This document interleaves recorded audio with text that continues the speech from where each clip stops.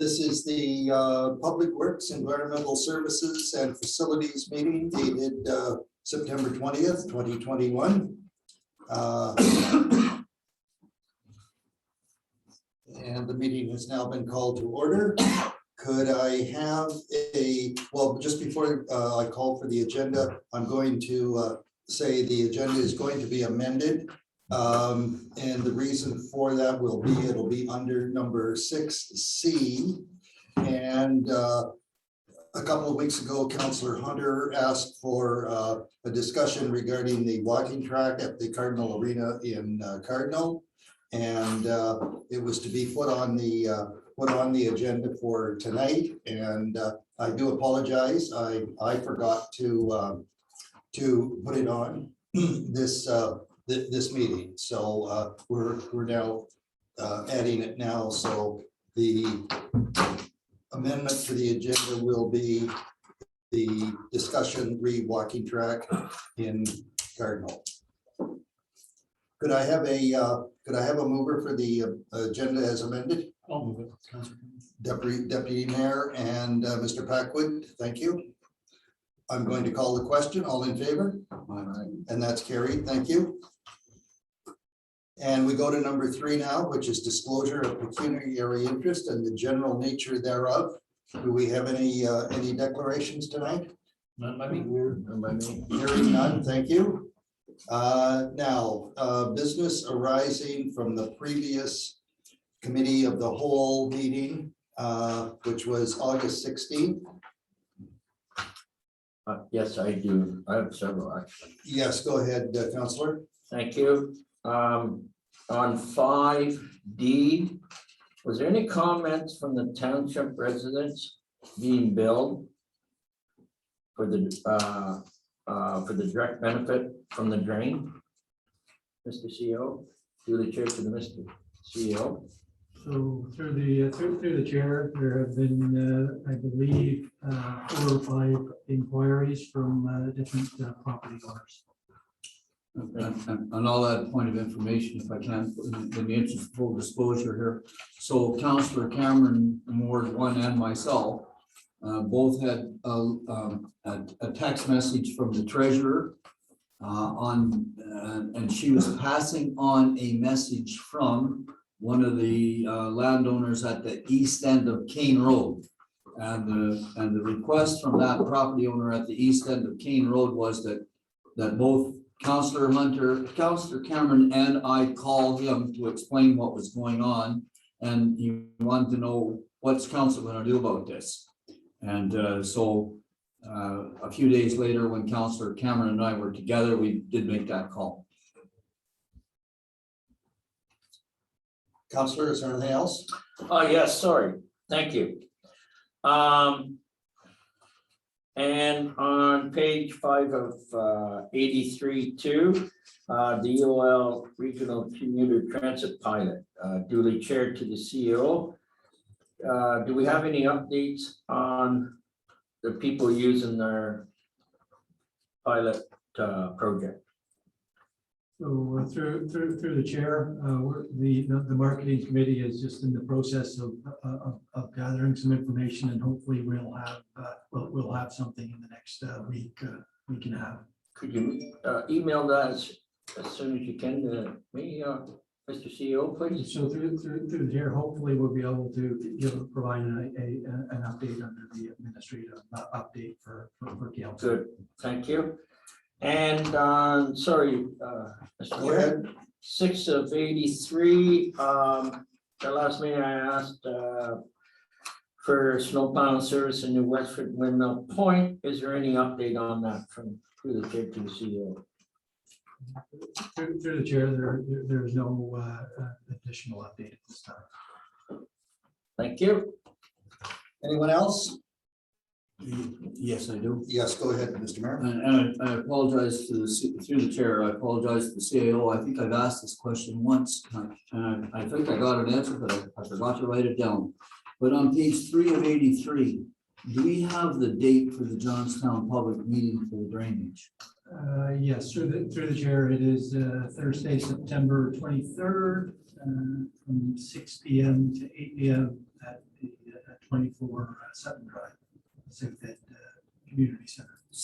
meeting on the 23rd. Correct. Thank you.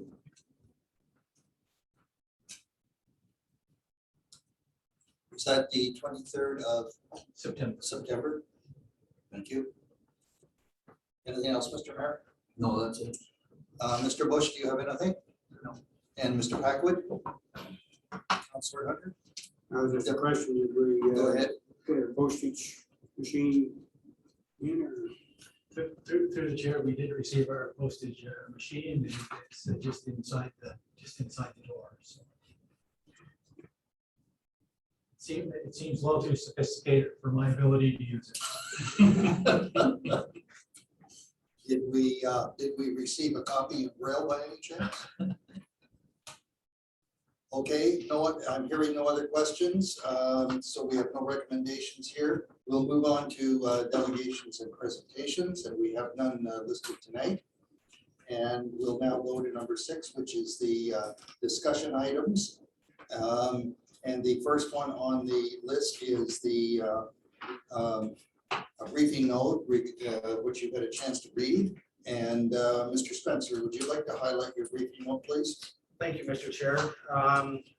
As the briefing note has indicated, during the 2020 hockey season, both canteens at the arenas were closed due to the lower number of participants permitted in the arena. At one time, it was fans not allowed in at all. And then that gradually changed through the course of the year, the hockey season.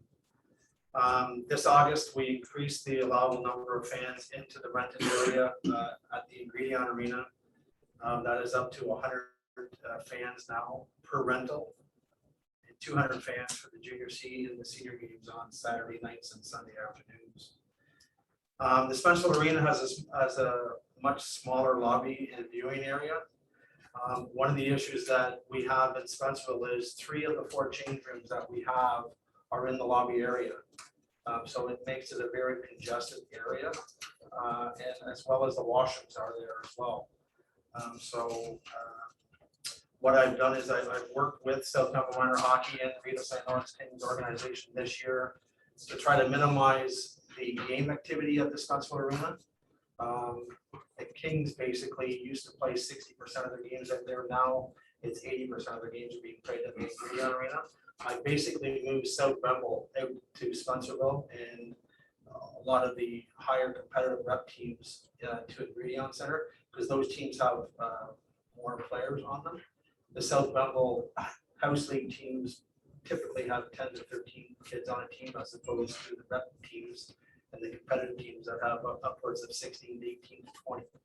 So obviously the Cardinal Arena has more room to be able to maneuver in the lobby, in the change room area, and I just brought it to council tonight for discussion to see if there was an opportunity to potentially not offer the canteen services in Spencerville for this year. Thank you, Mr. Spencer. All right, I'm going to open up for discussion. I'll start with Councilor Dillabaugh. Thank you, Mr. Chair. Yeah, I have a problem with it. I mean, we've been locked out for a couple of years. We still have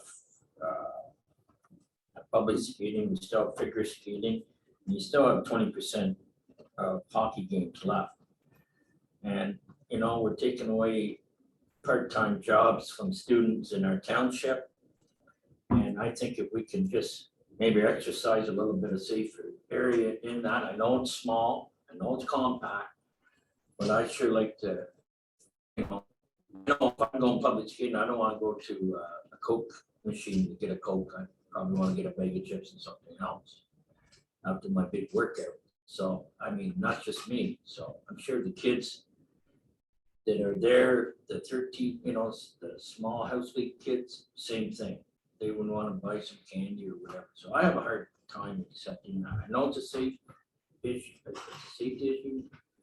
Mr. Spencer, I can appreciate that. But there's some way we can chalk it. I sure would like to have it open. Anything else, Councilor? No, that's my. Mr. Mayor. I understand where the briefing note is coming from, and I understand the decision behind it. I guess my question goes something like this. Is there a possibility that we can lift this restriction as the season goes on? In other words, we may not open the Spencerville Canteen like right now, but I don't want to lock the door on the entire season. So is there a possibility that we could, the key word these days is pivot. Could we pivot and change our decision as things change? And I'm sure they will between now and next March. Is there a possibility, for example, that we might open after January? Could we consider that? Through the chair to the mayor, absolutely. I mean, the way I would look at it is once the provincial standards change and it doesn't, right now it's 50% capacity that we're allowed to have fans in the facility. If they dissolve that and it's 100% capacity at any time, then it wouldn't matter how many people we have in the rink then. Well, within the limitations of how many people can be in the rink, but we're not going to have 400 people in the arena or 300 people in the arena. The reason we've lowered the numbers in Spencerville is because of the small lobby area and what have you. So if the provincial regulations change, absolutely, we can make that flip rather quickly and have it open within a couple of weeks. If I could just go back to Councillor Dillaba's comment about staff and students not working the canteen. Those students are actually working the door and are working as COVID cleaners and COVID screeners. So the people that I typically would have in the canteen at Spencerville will be working. They're not actually out of a job. They're just doing something else other than working the canteen at the present time. But of course, in that job that they're doing, they're not bringing in any revenue. No, they're not. No. Well, through the chair, if I may. Go ahead. So I think I'm a bit reassured to know that that the directors, the facilities manager is keeping an open mind on this. And I feel the province announced today that we've got something like an 85% vaccination rate provincial wide. And we know that as far as our local health unit is concerned, we're over the 90% on first doses and something like 87% on first and second doses. So things are changing rapidly. And I think at some point we're going to get to a more loosening up, if I can put it that way. So I'm happy to know that the facilities manager is considering keeping an open mind and that within 2 weeks we could have Spencerville up and running. And maybe we should just bring this back at another for review at subsequent meetings. We can bring that up at another public works meeting. Yes, Mr. Spencer, go ahead. If I could just point out through the chair to the mayor, your comments about the percentages. Those percentages are just for Leeds and Grenville, though, right? Yeah. Leeds and Grenville, like our district health unit. The thing that we have to take into consideration is it's not just our district health unit's kids that are coming into that. Oh, no, I know that. Yeah. And those other 3 health units don't have the numbers that Leeds and Grenville and Leonard have right now. I know, but as the provincial approaches 90%, the surrounding area will come with it. Yeah. Thank you very much, Mr. Chair. Thank you. I'm just going to make a quick comment before I move around the table. And I do realize and have been in the lobby many times, and it is very small, but maybe one aspect you could look at, Mr. Spencer, is the fact a lot of people in that lobby stand there and watch the game. If they were moved out to watch the game and just they weren't there, that would give you more room if the canteen was open. Just a comment. Yeah, if I could just Sure. reply to that comment, they're not allowed to stay in the lobby right now. They have to sit in the stands. They're not permitted to stay in the lobby at either rink. Then that was that has been looked after. And also, I will say that I've also looked into trying to get some vending machines out. And I've contacted a company and they're from the Cornwall area and it's just too far to come to Spencerville. So I have looked at that option as well, to have a couple vending machines. Deputy Mayor? Okay, I may take a slightly different course than everyone else. Through the chair to Mike, just so that I'm correct. we're doing COVID screening before anyone can enter. That is correct. Okay, and we're doing enhanced cleaning and, you know, after everything, we're reducing the amount of time people can be in rooms, that sort of stuff. Like there's new measures in place that are enhanced. Yep. So with the COVID screening, to come in as a fan, will there be a vaccination question on the COVID screening? So they'll have to be double vaccinated to come in. That's correct. And Depending on the age right now, though, right? sure. But anybody coming in as a fan, Anyone coming in as a fan has to be double vaxxed. right? And so we're looking at a maximum in the building of 50 people, Correct. social distanced, Yeah, that's fans. That's not players. right? But still social distance. They're not within six feet of each other, that sort of thing. They can be if they want in the stands, but they have to have their mask on. It's not required to social distance inside if you have your mask on in the stands. Okay, so, but still, Yep. 50 people max, 50% of the capacity. Yeah. So we're doing enhanced screening. We're doing enhanced cleaning. We're asking people if they're double vaccinated. We're allowing 50% capacity. We got like a crazy low case count here and surrounding us. Seems, I don't know, seems like another reduction, another takeaway to me. I as much like, I guess I support what the guys are saying as far as, you know, October 2nd, looking at it again, but I mean, from my perspective, like adding on another negative when people have already done 87% or 86% of the population is double vaxxed, like just seems like overkill to me. Anything else? No. Mr. Spencer? No, that's fine. Okay. Counselor Hunter? Well, I got a few different things on it. We're allowed 50% capacity. I don't think 100 fans or 50 fans in either one of these arenas anywhere close to 50% capacity. 50% capacity in the Cardinal arena would be near 400 people, isn't it? Over 800 people capacity. The bleachers are 400. Yeah, capacity goes by the whole size of the building. That's correct. So in Spencerville, it'd have to be at least 100 in Spencerville. The capacity could be higher, but it's the area that these people are in that is the issue. Yeah, but I'm not, That's the problem. our deputy mayor, we've got pretty near armor suits on here now after Thursday that you gotta be double vaxxed, you gotta every condition here. You're not allowed to stand in the lobby, so if you are coming in, you just come in, go to the canteen, go back out again. I have a real hard thing having the canteen closed that most of us that are going there are grandparents, and we're going with can't stay inside. We want a hot cup of coffee to be able to drink it after every period. I know when I'm watching a game there, I might drink 4 cups of coffee during a midget game or something in between ones, and the same with the kids. You're waiting for them to get dressed and stuff. So I know it's going to cost us money. There's no doubt about it. The canteen won't look at break it even because it's not going to be near as much sold. But I'm like our deputy mayor. I think we got to soon start opening up a little bit to the people here. It's just getting they had no hockey at all last year, hardly.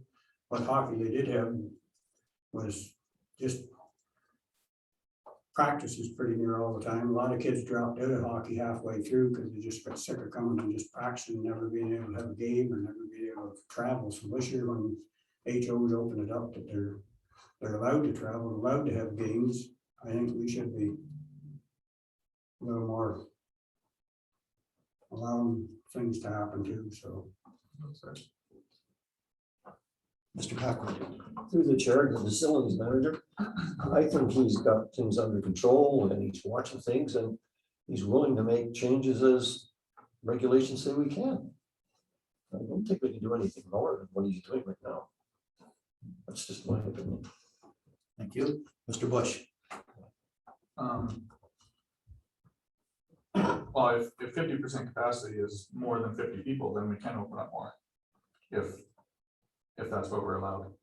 I would like to see things open up more if it's possible.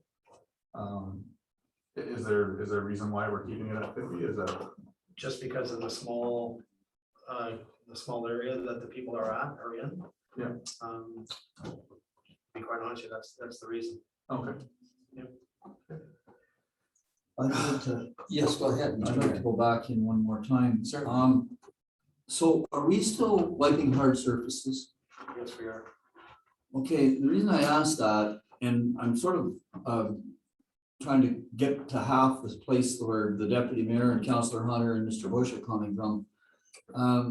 The reason I asked that is that on one of the Friday morning calls with the medical officer of health, I specifically asked the question, can she explain to me the science behind this continual wiping of hard surfaces? Because I said, it has been determined, the science has determined that we don't catch COVID from hard surfaces. I mean, that's the science of it. We catch it from airborne particles. That's the essence of it.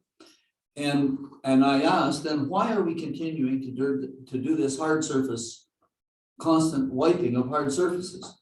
Her answer was, yes, you are correct.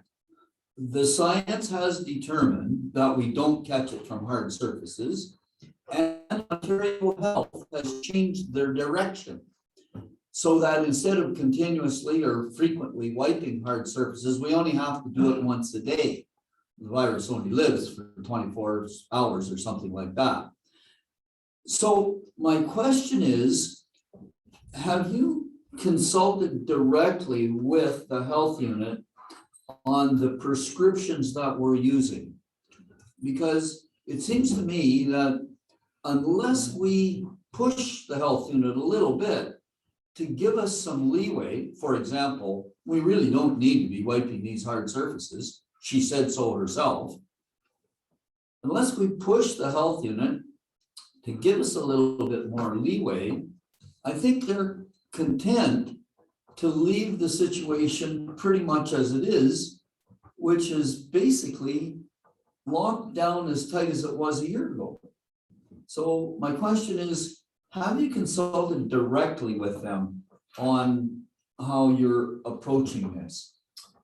Through the chair to the mayor, yes, we have. The bleacher area, we don't wipe down every 2 hours now. But we do the touch points, the door handles and what have you. Again, on a Saturday where there's, in the course of an hour or 2 hours, there's 200 kids that have come in and out of the arena. So it's the touch points. And we still go into the change rooms after every rental and we defog the change rooms. That's done every hour. But the actual stands themselves are not done every 2 hours as in the past. So we have, we have eased up. But we still have to look out for the safety. Right? And of course, the health unit is always going to take the very, very Extreme. well, they'll take the hardline stance as best they can, as long as people If I will could follow. say, I am in weekly conversations with the health unit, Kim McCann, I talk to her weekly, sometimes more than weekly. And anything that I do as far as bringing it here for recommendations and stuff like that, I've already ran it by her to kind of get her thoughts on it and stuff like that, or other municipalities, but there's not very many municipalities that are willing to do what some other municipalities are doing. Okay, well, one thing about it, Mr. Chair, you can say what you want, but we haven't, not good, we haven't had a case. That is correct. That is correct. Just Now, Deputy sorry, Mayor wants to- Just I'm sorry. one more Okay. question to facilities director. Mike, do we have, you mentioned staffing before, that the students that normally would work the canteen or work in the COVID screening? Staffing seems to be an issue everywhere. Would we have enough staff to actually operate the canteen? Like, would we have student the ability to do it at a regular interval if the committee To the decided. chair, to the deputy mayor, at this current time, no, I would not. Is that to say that I can't? I mean, like I said, we can flip things pretty quickly. I mean, we change things daily, weekly in our department. Whatever it's thrown at us, we can make a change pretty quick.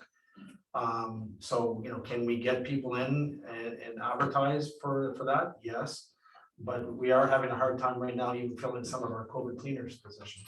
Right? They're all students. And we've had a bit of an issue getting some of those. We've had to turn around some of our students that have been working for the last couple of years and moved on to other jobs and that. So it's a challenge, but I mean, at the end of the day, if we need to find someone, We could have waited. Okay, hearing no more discussion. Thank you, Mr. Spencer, for that. You've heard the results around the table here, so we'll just leave that with you to come That's up with a report in the near future on this. Thank you.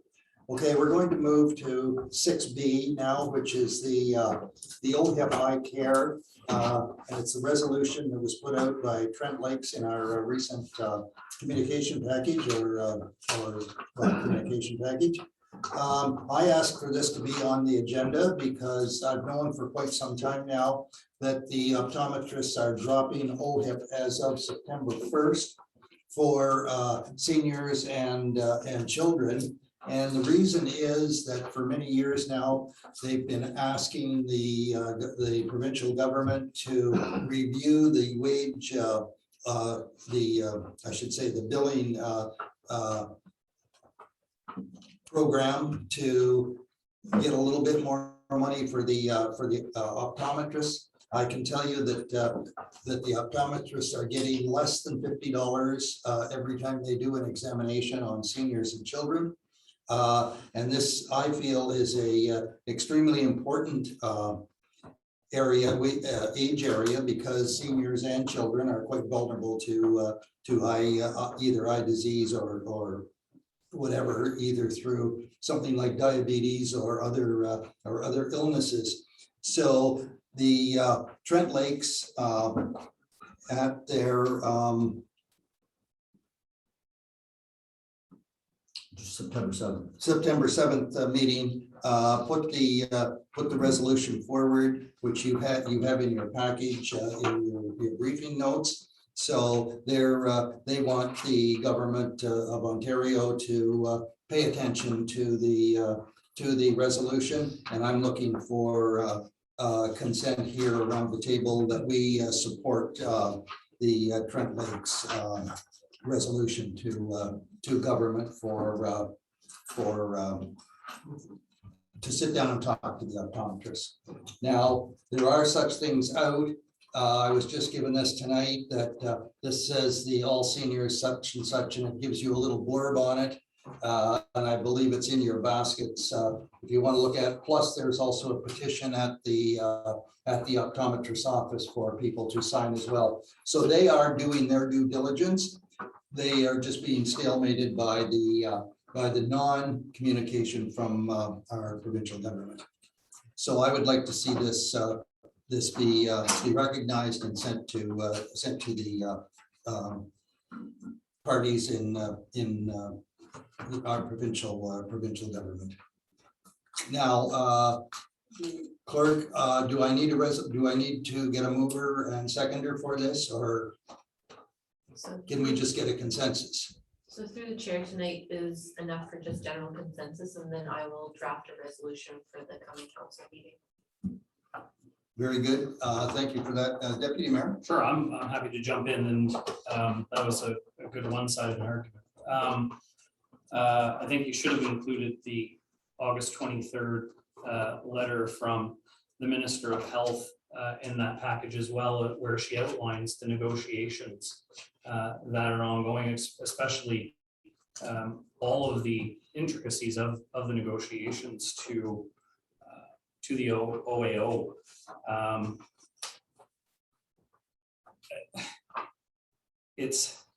as a municipal government, I find it interesting that, you know, we want to jump in on ongoing negotiations with the Ontario government and the Optometrists Association, especially as the optometrists have decided to virtually hold seniors and children's hospital hostage by removing the potential of that service. So my question would be, if we follow this resolution and the province says, yeah, great, we'll do that. And, you know, any of the municipalities that decide to do that, do we, you know, is there a potentiality that municipalities then lose some funding so that we can proactively pay out the shortage to the optometrists? Or are we willing as municipalities to start funding that from money that we have? Personally, I'd rather see ongoing negotiations between the province and medical professionals remain between the province and medical professionals. What I understand in speaking to my optometrist was that for years and years and years, the optometrists have wanted these discussions to go on, and they have failed to come to the table to do any discussions. I don't know with the sheet you have there. I'm sorry, I don't have that.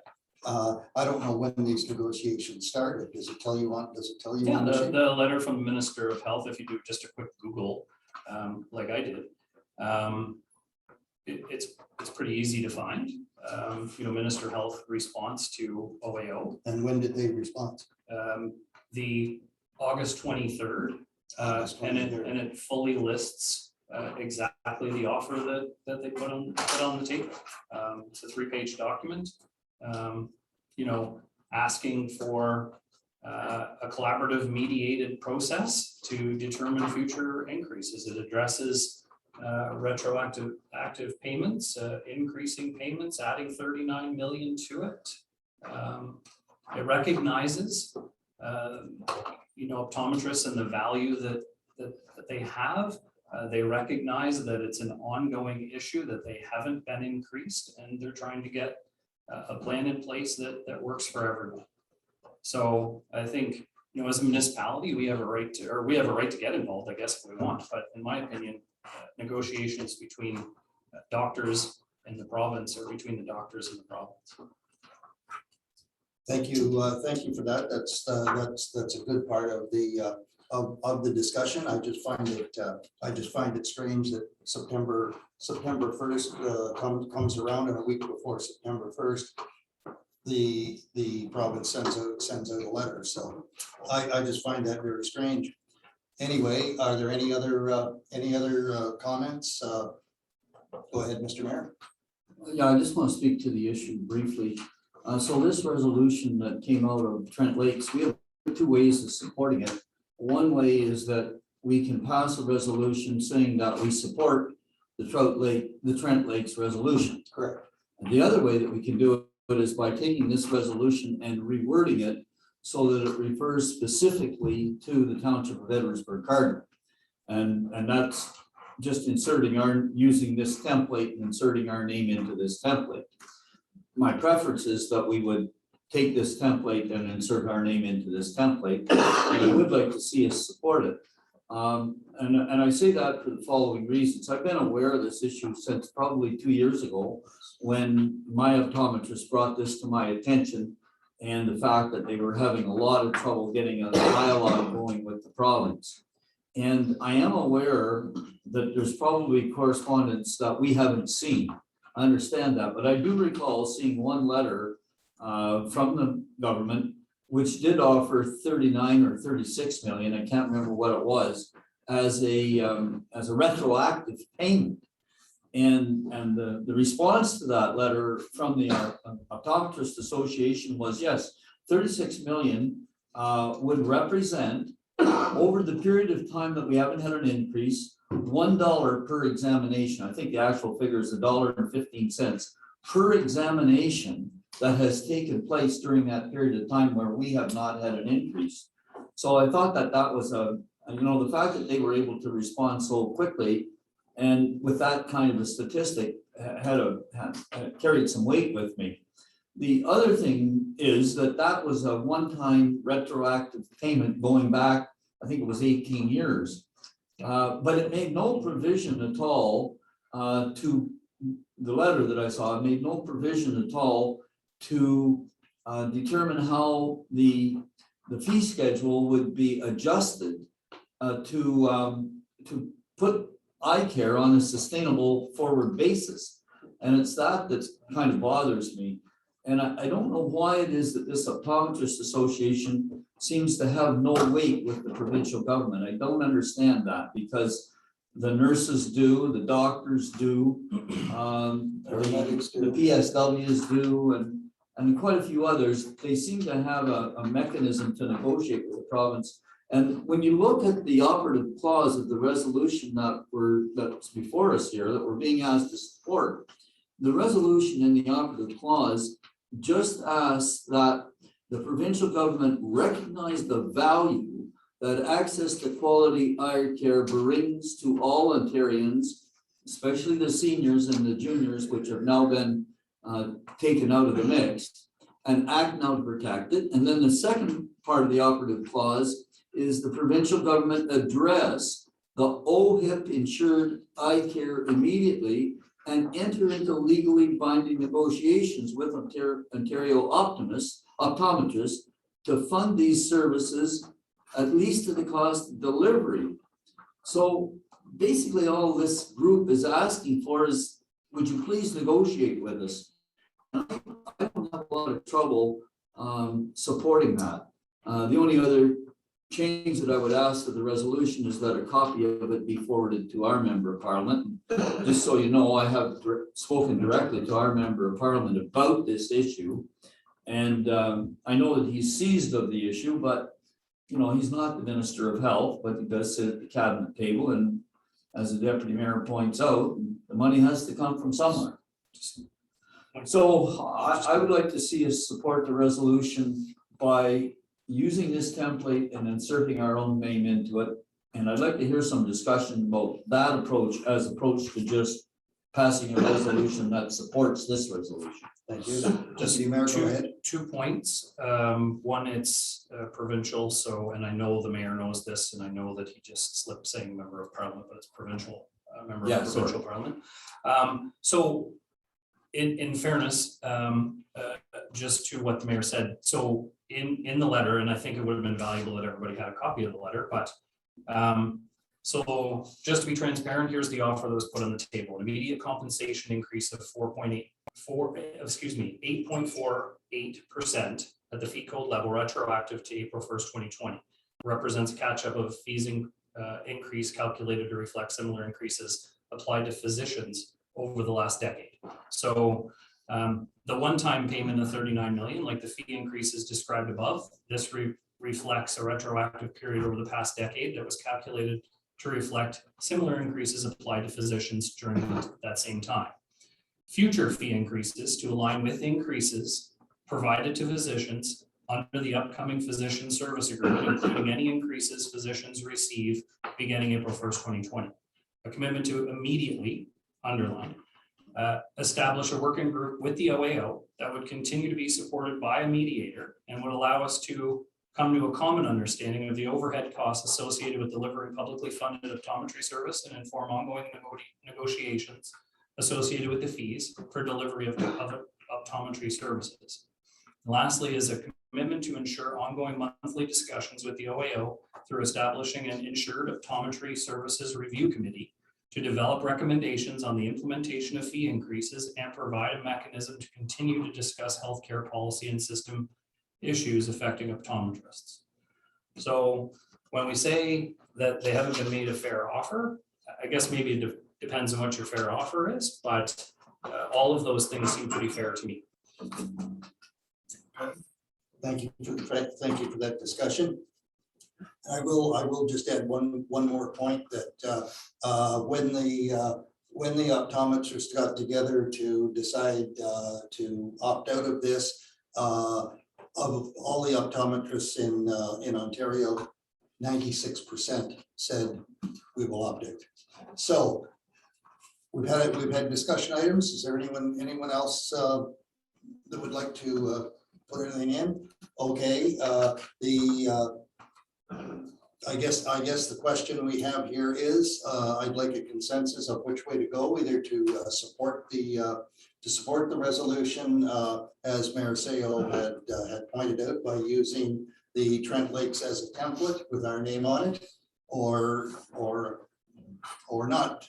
So I will start with Councillor Dillabaugh. No, I would like to support the Trent Lakes. So you would like to support the Yes. resolution. Thank you, Mr. Mayor. I can go either way. I'm either gonna support the resolution or alternatively, a new resolution. Okay. And If I was to support anything, it would be our own resolution.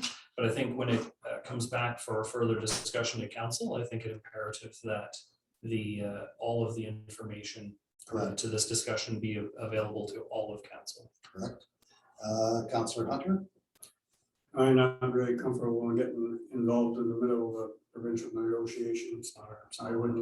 I don't think we appreciate province if we're negotiating, getting involved, trying to push us one way or another, so I think each level of government needs to do their own negotiation. Thank you. Mr. Packwood I support ours. and Mr. Bush. I would support ours. Okay, it sounds to me like we do want to support the resolution with our own paperwork. So Madam Clerk, do you have the information? And will you bring that back to council next week? To the chair, yes, I'll prepare a new motion for council. Thank you so much. Okay, that being done, we're going to move on now, and we're going to move on to number 6C. Excuse me, Mr. Chair, I'm sorry, permission to leave the table 5 minutes? certainly. We'll just carry on without you. The 6C is a walking track issue at the Cardinal Arena, and Councillor Hunter brought this forward to go on the agenda. So Councillor Hunter, I'll let you explain the situation. Well, I just think when the arena was built for hockey and walking both, and I don't really see the point of during high level games of hockey that people can't go up and stand up there to watch hockey. The track's plenty wide enough for people to walk by if they're walking.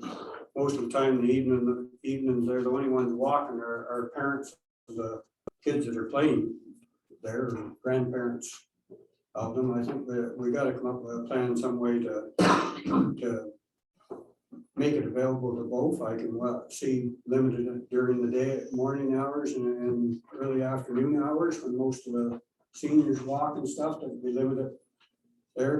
But I think when we have senior hockey game and junior B games and AAA level games down there, that it should be available for people to watch hockey on. So.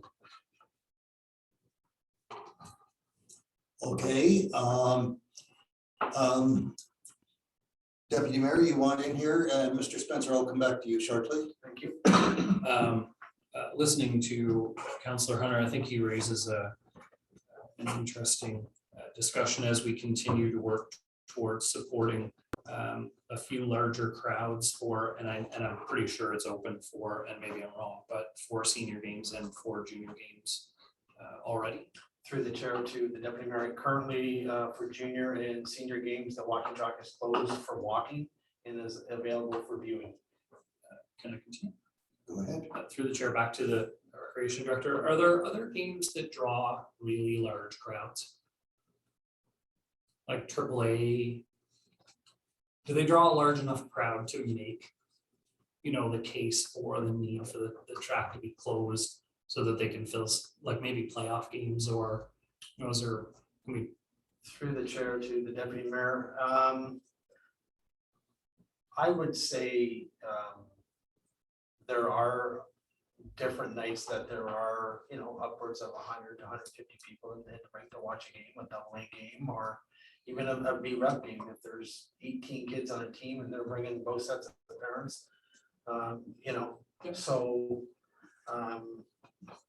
there definitely is times where there are people in the stands.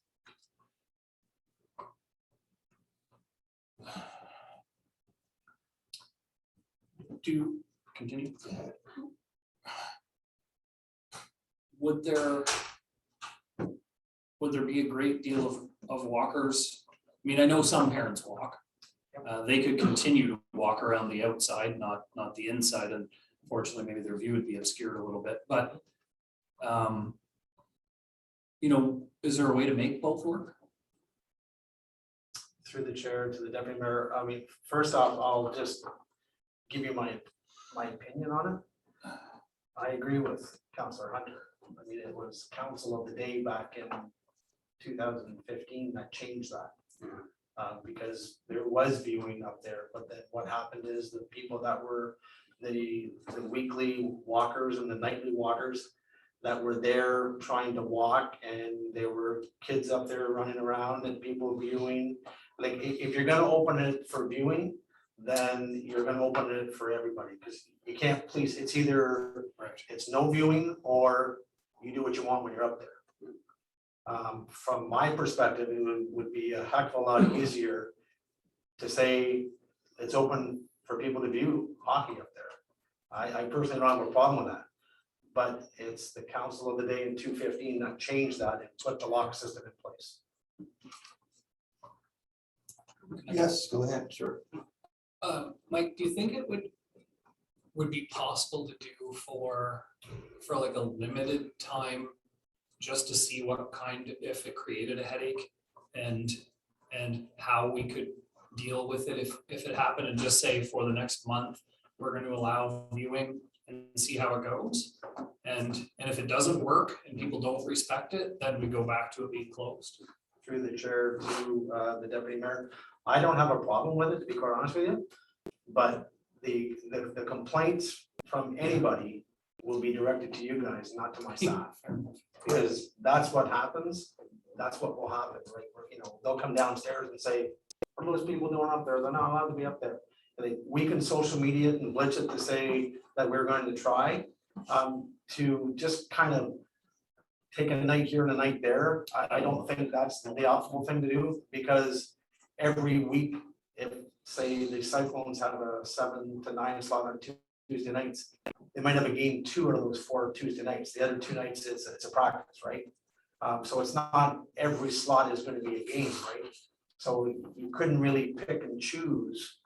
I think the best option would be to say, yes, we will open it up for a month, and we'll see. You'll see what feedback you get from the walkers, because that's who was complaining, and that's why we put the card lock system in, and that's why we locked it up and didn't allow it. So it wasn't staff's recommendation; that was council recommendation. And Mr. Spencer, I remember the conversation extremely well, because at that particular time, I was part of the advisory board. And it was, there was a tremendous amount of complaints from the walkers. So what you're thinking in your mind, are you thinking of, say, from game nights from 7 o'clock, just an arbitrary figure, 7 o'clock on, close it to walking, and have it just open for standing? I wouldn't, on game nights for the juniors and the seniors, they definitely draw a bigger crowd. So there could be 75 people up there. On a night where there's a U18 midget game, you might have 10 or 15 dads up there. So I wouldn't want to close the walking track off to those individuals on those nights. So I would potentially say, in the evenings, if you want to use the walking track, be prepared that there will be people, or there could be people up there viewing the game at that time. Just be prepared for that. Okay, yes. As opposed to Yes. closing it off completely. Okay. That good. way, maybe it's a win-win for both sides. And it could very well be. And then my next concern is that I'm not targeting the viewers or the adult viewers. What I'm concerned about is the younger crowd of, we'll say, 13, 14, somewhere in that area, running around up there as a free-for-all, would you also police that as well? Or could your staff do that? Well, that becomes a little bit more of a challenge, to be quite honest with you. Because typically it's one or two options right now. You either sit in the bleacher area or you walk on the track. So it's a little harder. Typically, I have a facility operator, one of our full-time staff working, obviously. I have a COVID cleaner that works alongside him, which is a student, and then I have the COVID screener at the front door. If there's kids running around between the 7 and 8 o'clock rental, and at 7:30, the next group is starting to come in, then my COVID screener is at the door and is not able to go upstairs to attend. My facility operator, my COVID cleaner are cleaning the change rooms from the previous rental. So there's not a lot of room, and I'm certainly not going to send my canteen staff up to do it. So if they're up there, they may be able to get away with what they're doing for a short period of time, but over a period of time, we would hopefully be able to get up there to address the situation. Thank you. Mr. Mayor, you want in? Yeah, Mr. Chair, so I apologize to the table. I had to leave there for a few minutes and I missed the earlier part of the discussion, but there's an aspect to this that really concerns me. And that's because I was around this table at the time that the ingredient center was being built. But the part that's being missed here is that this was designed and built as a walking track, not as an observer station. And it was designed and engineered to have a certain number of people moving steadily around a circle. There's a big difference in the engineering that's required structurally for having a set number of people or an estimated number of people moving continuously and having a static load, which you can't control. Because once you open that up as an observer point, you can have 200 people standing up there and they're all standing and they could all be standing in one spot. And that's an engineering problem. That is correct. And I mean, I was not the engineer that designed the walking track, but I would like to see that before we would make that, that's a distinct change of policy and usage. Before we do that, I would like to have the engineers weigh in on this. I mean, how many people is a legitimate static load? That's the first thing. And then how do you police that? I mean, you can get big gains with big numbers of people. Right now, we're limited in capacity in the building, but at some point that gets lifted. And now you can have a lot of people wanting to observe from that location. I'm a bit concerned that that aspect of things has not been. I apologize for missing the earlier portion of the meeting. So I just have a comment for Mr. Councillor Hunter and you, Mr. Mayor. When the drawings and plans for the arena came, you two were on council at the time. Was any of this taken into consideration by either one of you as to what a static load would be on the walking track? This was brought up before when we first built this static load up there. The engineers at the time said for 4 years that operated as a standing room up there, and it was brought up and it was shot down by the engineers at the time. There's no problem of static load on that. You couldn't put enough people up there. My God, they're 12-inch I-beams underneath that are supporting that.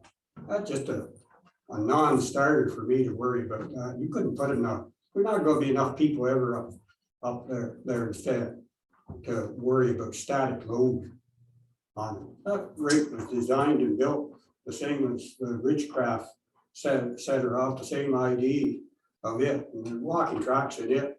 There's 500 people stands up on there for junior A games when they play them over there. Nobody worries about the static load on it. So, Councillor Gilboa? Well, I'm with Mr. Hunter. I mean, I don't know why back in 2015, why they even started. I have no idea. I wasn't here, but can the walkers still walk when there's a game, cyclones, or someone's practicing? I mean, if anybody knows anything about hockey, it's a lot better to see above than it is down at the stands, if you wanna see something, even in practices, at the junior A's, or junior C's, or, you know, looking at looking at a player or whatever, if you're scouting, it's a lot better up there than it is there, it's down on the board, so is it an issue with the walkers? Like, would it be an issue if both parties were up there at the same time? I really don't get it, honest to God, though. It was quite an issue. Holy, why? It was quite an issue. I don't, With someone certain can tell me who was With this? certain people, that's The what I'm hockey saying. players or the Not- walk, or the not all hockey people walk-ons. watching That's games or the correct. walk? Through the chair to Councilor Milot, it was the walkers. And why would that be? Because they'd be walking behind them, That's correct. so they wouldn't even, Again, I'm not here to say, I just don't, I From don't a- see. you know, from a being able to control it point of view, it would be easier if we allowed people to walk up there than if we didn't. Never say no. That's why we put the lock system in. That's why it's locked at night. And that's why right now we only allow it during the junior games, and we post the social media that the walking track is closed from 7:30 to 10:30 on Saturday night and 5:30 to 8:30 on Sunday night, so that people can go up there. To answer your question, Counselor, there was some altercation between walkers and viewers. And it was built and billed, and information was out that it was a walking track. And there became altercations between both parties. Go ahead. Through the chair back to Mike. Is there ever an instance where there's so many people that it, other than the first lane around the railing is occupied? I get that maybe kids are goofing off and playing. That's not actually watching a game, that's being up there goofing off. But is there ever an instance where viewership of a game extends back 4 lanes, like? Through the chair to the deputy mayor, no, there has not been. On average, during the junior C games, which have been played there the last couple of years on Saturday nights, there's been, anywhere between 60 to maybe 80 to 100 people up there along the rail. At no time are they double back. Like, it's just against the rail. It's not people standing behind them looking over. Mr. Packwood. Through the chair, just a crazy one, Mike. Are they allowed to take drinks and food and everything up on the walking track? Like just coffee or stuff like that? When, through the chair to Mr. Packwood, no, they're not. But during the nights when the walking track is closed for the junior C and the senior games, they are allowed, because it's typically the last rental of the night. So that when they're done, before our staff leave, they take the floor scrubber up and they'll clean the walking track so that it's fresh for the next morning for the walkers that come in. So that's something that if we were to have it open, we would try to, it's marked, no food or drink upstairs. We would try to still police that. But basically, if people are going to be up there, it would just be another routine that staff would have to do at the end of the night, because typically they don't go up every night of the week with the floor scrubber and clean it, because typically the people that use it bring a second pair of shoes, so that they're indoor shoes, they're not their outdoor shoes. Where if we're opening it up to the general public, you're not gonna have 75 or 100 people bringing a second pair of shoes and putting them on, right? Yeah. So there would be a little bit more maintenance, but I still think it would be a lot easier than trying to police run up and down and tell people they can't be up there, because that's what happens now. You have to go, sorry, you gotta keep walking or you can't stay up on that. That's what we're doing right now. Correct. Is that on a regular basis? Sure Mike? it is. It is, eh? Yeah. Well, Okay, Mr. Bush. Through the chair, what is the occupant load of the walking track? Is there one? Or- I'd have to go back into the prints, but I'm thinking, the last time that this came up in 2015, I believe we had it looked at and it was in the neighborhood of 200 people that would be Okay, with no issue up there whatsoever. right. Well, that's what I was gonna say to the mayor. Live load is calculation on space and everything is built to accommodate that, and they could all be in one spot. That's, yeah, it would, everybody could be standing in one spot and that would still take it. Okay, I'm just going to check to see any further discussion here. Okay, the issue we have in front of us is to either open the walking track or not open the walking track, and there's no recommendation here. This is simply a guidance for Mr. Spencer to do. So I'm just going to go around the table, either for opening it up or not opening it up. Councillor Dillabaugh? For. Mr. Mayor? No. Deputy Mayor? Yeah, for a trial period. Councillor? Yeah, I think it should be opened up from 12 o'clock on. I don't think in the mornings, but noon on. Mr. Packwood for, and Mr. Bush for, and I am for as well. So Mr. Spencer, if you'd like to look into that, get back to us. Thank you. Okay, we're moving on. And that brings us now to our action and information items. Number 7 and 7A is the proclamation, National Day for Truth and Reconciliation, September 30th. And who would like to highlight this? Certainly, Mr. Chair. Certainly. Thank you. So, as you indicated, September 30th of this year will mark the first National Day for Truth and Reconciliation. It's a new statutory holiday that applies to federally regulated public and private sectors. Under the policy implications, just wanted to note that Article 1401 of the Union Collective Agreement has a clause that any day declared or proclaimed as a holiday by the federal, provincial, or municipal government is recognized as a paid holiday. And with the port being under federally regulated, that would also be a paid holiday. We've drafted a proclamation for council consideration, recognizing and proclaiming September 30th as a National Day for Truth and Reconciliation, in brackets, National Orange Shirt Day. Thank you.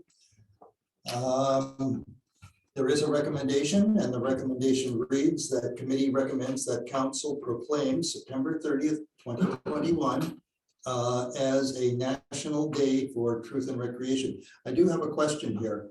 You're drawing attention to September 30th, 2021. Would that be ongoing annually? Through the chair, that would be correct. Thank you. Okay, you've had a chance to read the briefing notes. Questions, concerns, and I'll start with Mr. Bush. Mr. Packwood. No questions. Councillor Hunter.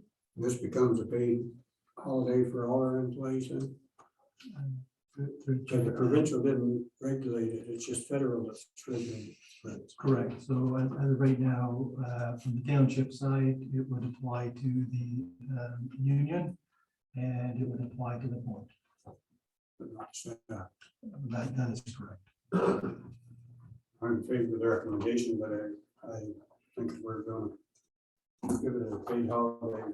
Both the union and the board staff administration should be included in. With that, I just have a follow-up question for CAO. If the province of Ontario does accept this proclamation, would that mean that administration staff and non-union staff would be paid? I believe with the province, if they did proclaim, that would incorporate and apply to the non-union. A little clearer? Well, province hasn't did that. That is correct. This is coming up, they're not gonna do it this year, so. Deputy Mayor. All for the National Day of Truth and Reconciliation certainly needs to be supported. I'm not sure that it's a stat holiday for me. I think it's an important day. But I'm not sure that I'm on board with the stat holiday. So as far as declaring Orange Shirt Day and the National Day of Truth and Reconciliation, yes, but not in favor of the stat holiday. I see. Mr. Mayor. Well, I'm sort of with the deputy mayor here. By signing this proclamation, are we? No, we're not declaring it to be a stat holiday. The feds have declared it to be a stat holiday. And when the feds declare it to be a stat holiday, that's captured in our union agreement. That is correct. Right, so we're caught, whether we do this or whether we don't. Yes. Correct. Okay, so that kind of says to me that it's an ongoing thing. So, I mean, I don't sense that we've got a great deal of choice here. Except that someplace.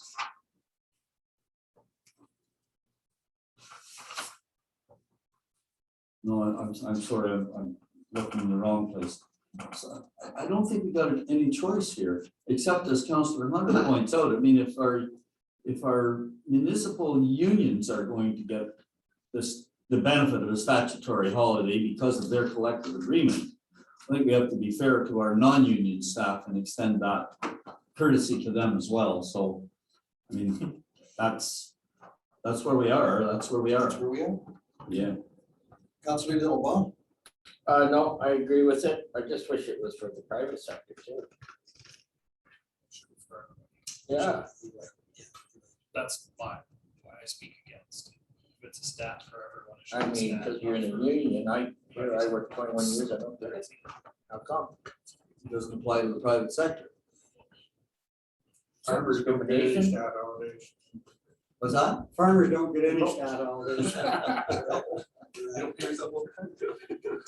Well, And are we backing the staff too as well on this? well, that's not in the recommendation.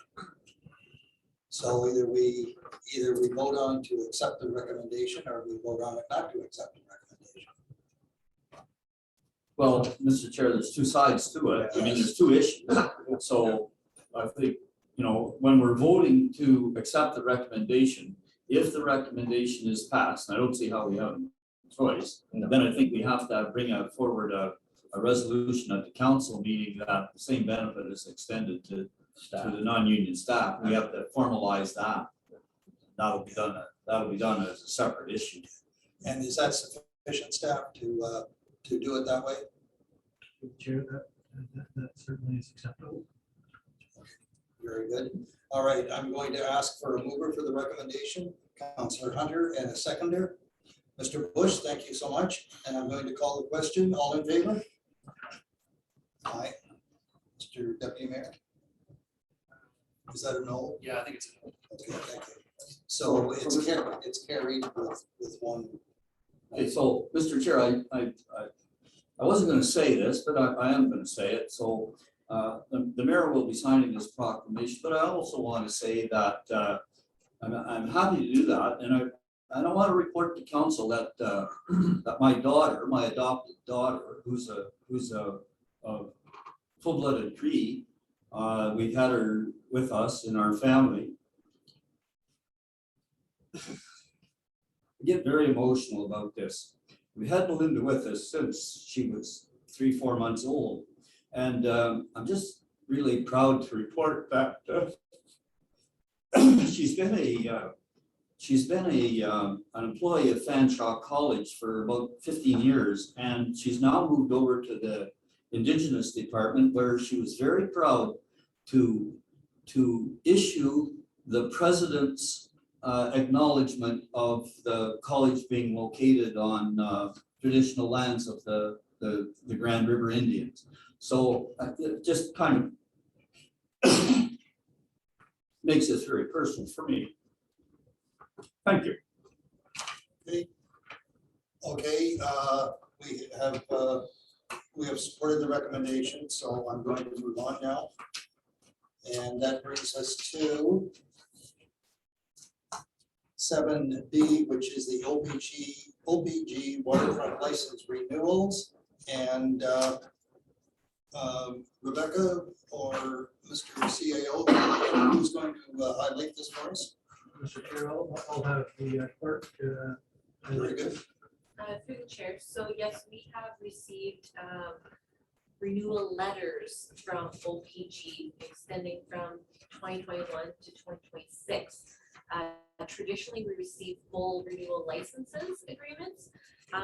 However, due to multiple circumstances, backlog, COVID, 101 other things going on with OPG right now, they have taken the stance for the 5-year renewal letter that needs to be executed rather than a full new agreement.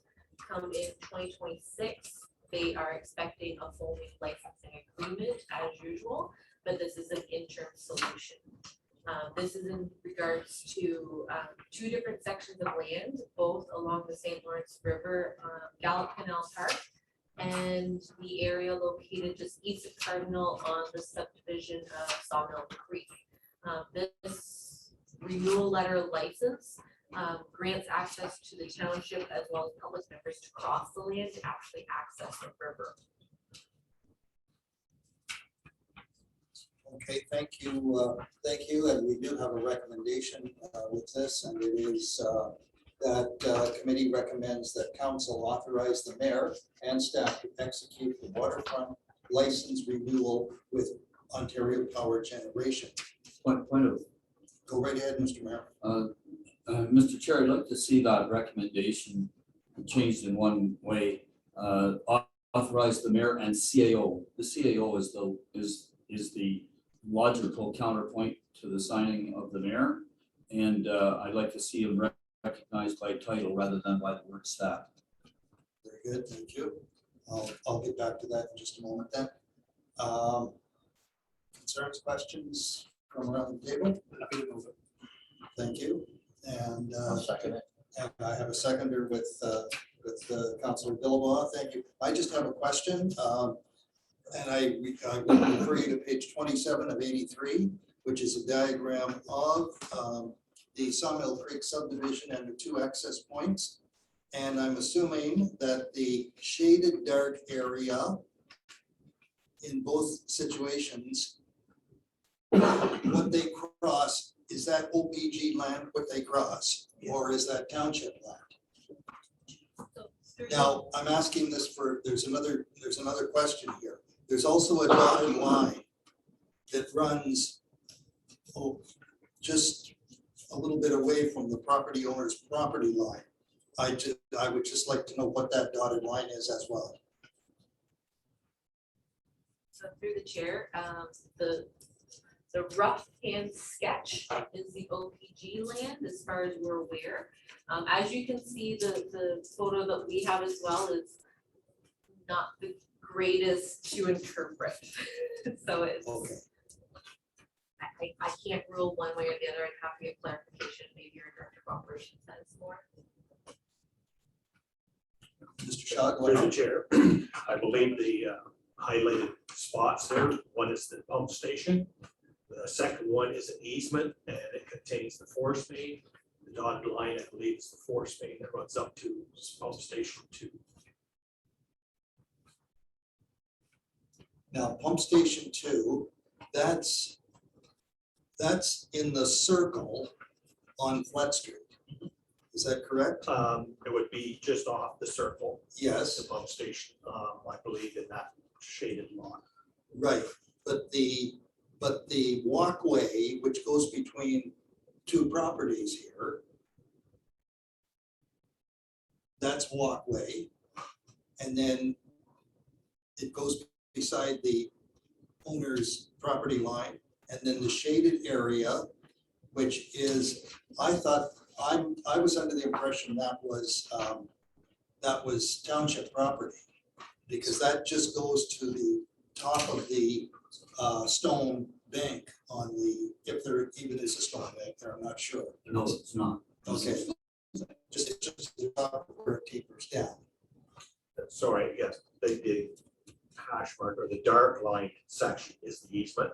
Yes, Sorry, yeah, the shaded, I'm not sure if that belongs to us, that may belong to the Seaway. I'm not positive. okay, I was somewhat under the impression it was township property, and the only reason I know that is because all the tenants, virtually from that walkway to the west, they cut that property. They cut the grass there. So I was under the impression that it was actually an open road allowance at one time, I thought. But- Sorry. Anyway, Just the hash mark is about the approximate position of the force main, which runs from Flat Station to the Yes. County Road 2 station. yes, okay, thank you, I understand that. Okay, that was just, that's fine. So I have a mover and I have a seconder, or any more discussion? Okay, I'm gonna call the question, all in favor? Oh, I'm sorry, the amended recommendation is what we're voting on. Instead of saying staff, it will say CAO. Yeah. We okay with that? Okay, good. All in favor? Thank you, that's carried. Okay. Just bear with me for a moment.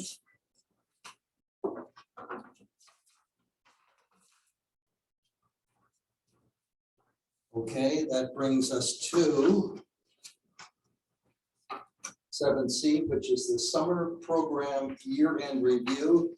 And I believe, Mr. Spencer, you would like to highlight this for us?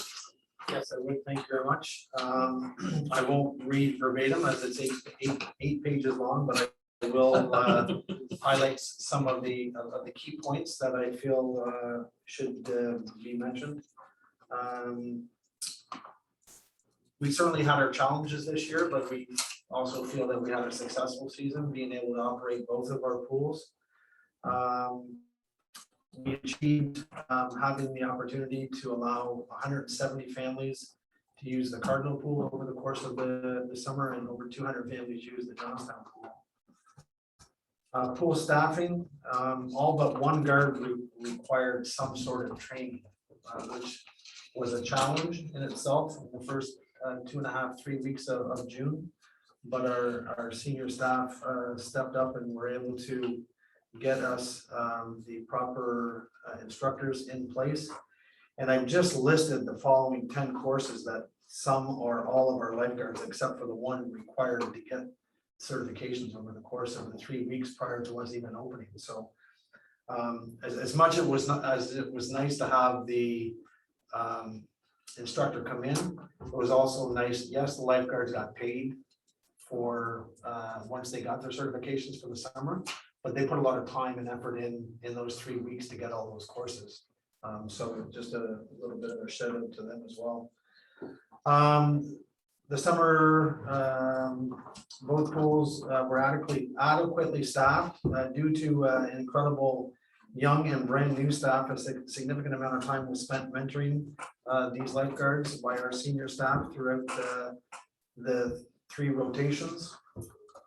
Swimming lessons, senior staff spent time with each instructor during the first session.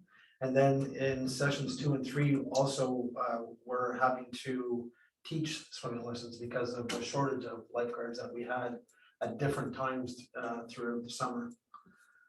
Public swimming, just indicating that we had a past lifeguard that came back and worked at the Cardinal pool 3 nights a week. And again, she helped with the mentoring of the new lifeguards who were young and inexperienced. But we feel that by the course of as the summer progressed, their experience and their knowledge got better. Swimming program. As we know, 250 free swimming lessons were offered. And special thanks again goes out to Greenfield Global and Ingredion Canada Corporation for those generous contributions. Just indicating that we had families, not just from the township, but through other municipalities that obtained some of the swimming lessons.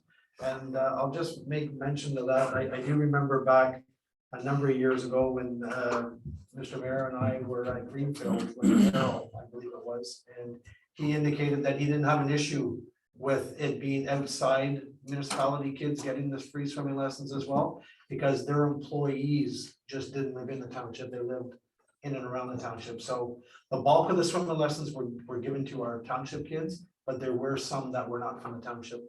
So I just thought I would mention that. One of the issues that we did have this year was the preschool levels 1 to 5, and the swimmers 1 and 2. They required a competent swimmer to be in the water with the child, which is something new, and that's not COVID related. It's just a new public health policy. So that's something going forward that all municipalities and all pools will have to deal with. So that was a bit of a challenge as well. Cardinal Pool, I just indicated, I showed where the free swimming lessons were, 146 for Cardinal and 104 in total for Johnstown. Public swimming, the township continued to offer free public swimming again, which I feel is a good gesture as the township running the programs. Just indicating the numbers. Obviously, the numbers were down a little bit from 219. We didn't run the program in 220.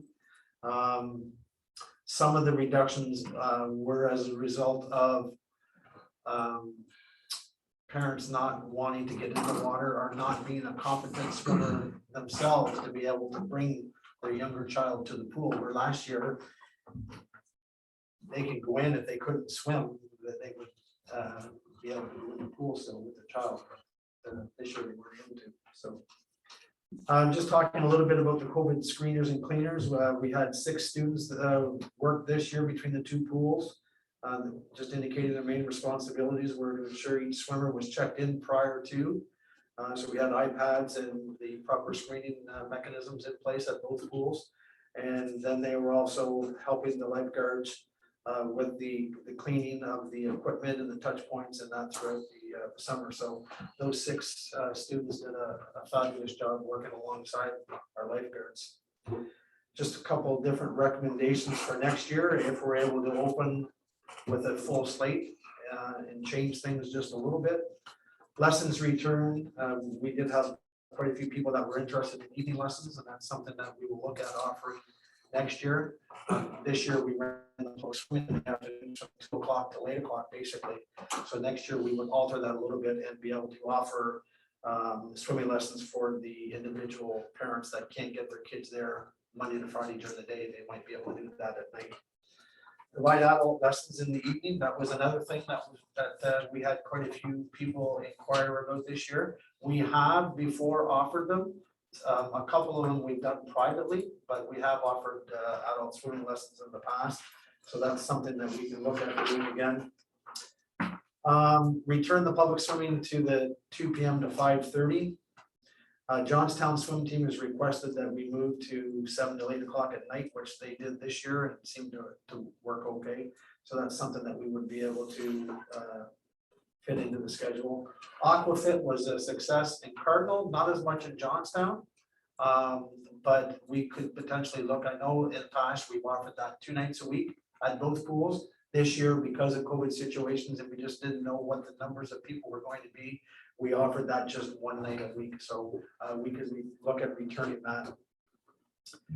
Day camp swimming lessons be separate when possible, and we did that this year. In past years, the kids would go over to the pool throughout the morning for different swimming lessons at different times. This year, they went at a structured time, and we were able to just have the kids that were in the day camp in the pool at that time. just also recommending that we potentially run a NLS, the National Life Saving Research, at the end of next summer. Because then everyone that has gone through 2 summers of lifeguarding, their certifications will be coming to an end in the following spring. So if we bring someone in to do the instructing and have our research done, the research aren't nearly as long as far as timing for having to do the research. But if we researched the lifeguards prior to the season ending, they would be ready to go the following year. Good thinking. It'll get us out of the situation we had this year, wouldn't it? Well, yeah, and I will say that it was every pool that had the problem, and we weren't the only ones, and there were some pools that didn't open because they didn't have the lifeguards, so. The Johnstown Day Camp, again, another successful season there.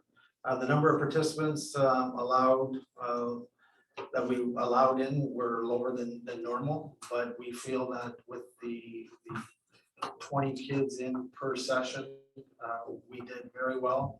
There obviously were some that didn't get in, but we only allowed kids to attend 1 session. There were quite a few that had applied for 1, 2, and some even 3 sessions. And we did offer that availability for them this year. COVID protocols, just talking about the various not issues, but the various things that the kids had to do and through the season. I just on page 6 of 7, just talking about the various different theme parks that the senior staff had put together at the beginning of the season. The day camp swimming lessons, that was a bit of a challenge again this year because some of the younger kids didn't have their competent parent with them. So again, we utilized some of our COVID screeners and some of our junior lifeguards, I guess you would say, that had some of the qualifications. So they acted as competent swimmers. So there was a lot of juggling by our pool coordinator, but in the end, it worked out well. Recommendations for the day camp. We could look, because of the great number this year, we could potentially look at offering it in Cardinal, but only during the month of July for Cardinal. We could utilize the arena in July, but obviously we wouldn't be able to offer that in August. So we could run 1 or 2 full sessions in Cardinal, utilizing the rink as the home base, and then obviously the sports fields across the street are there and the pool is there, so they would get their swimming lesson and everything. So that's something that we can certainly look at for next year. Maintaining the current staff ratio, we thought that was good this year, and offer public swimming for 1 hour just for those kids, as opposed to them being in with the general population. So that's basically it in a nutshell. If there's any questions, I'd be happy to answer. Okay, thank you, Mr. Spencer. I'll start with Councilor Billaway. Concerns, questions for Mr. Spencer? Well done, Mike, for what you had to work with for sure. I know it was very successful in Johnstown. I was up several times. I have one issue, and that's that health unit starting to participate where, I don't know, you must swim 1 length of the pool and tread water for 30 seconds. And if you can't do that, you gotta stay in the shallow end. I was getting complaints about that from parents. Was it because I guess they can't swim, the parents? So therefore that disallowed them to go to the deep end, only the shallow end they could stay. Is that right? Through the chair. I'll basically just read off the swim test procedure.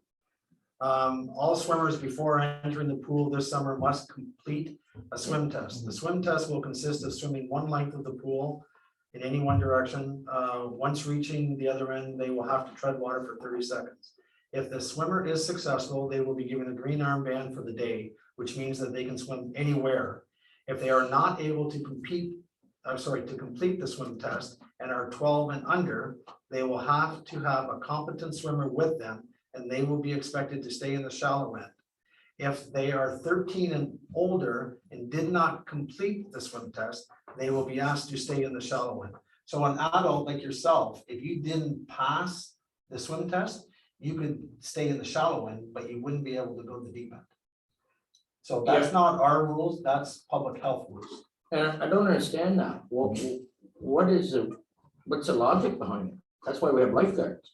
Whoa. Well, no, if something Can't say happens. you. No, I'm just saying if something happened and down in here, I just had 3 parents that came to me and said, hey. Well, yeah, And- our and the one- supervisor had 3 every other day. Okay, yeah. So I don't feel bad. So, no, it's just- Okay. Yeah. No, I just felt bad for the swimmers. Oh, For the kids. absolutely. They said they couldn't do it. Well, by Yeah. golly, if you're 8 years old, to swim that pool lane and then the trek for 30 seconds, that's a lot to expect. It just doesn't make any sense when you, like I said, when we have lifeguards there, that if something happens, they're gonna win anyways. Like, it Yeah, but just- they're not. Well, no. chair to the- So, yeah, if I may, I believe that's a risk mitigation measure, right? Yeah, but why all of a sudden the health unit comes out with this? Like, how do they do it in the air quad? You don't swim in the middle of the river and come back and then try water. I anticipate that there has been situations that have arisen, and that's why this guideline has been put in place. In our area, obviously. No, this is province-wide. This is province-wide from the health unit. So what do they do in open water?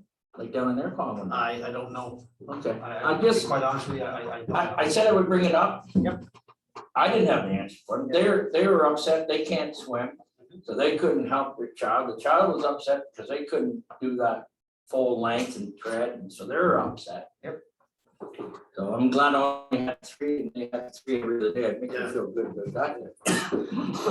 Anything else, Counselor? No, that's fine. Thank you. Well done, though, Mike. Overall, well done. Well, first of all, Mr. Chair, I want to acknowledge the report. I mean, this is a very comprehensive report. We've had a very robust program this summer, and the facilities manager and his staff have looked after extremely well, in my opinion. I'm actually quite proud of the program that we put together and the difficulties that we've had to overcome to put it together. It's been quite successful.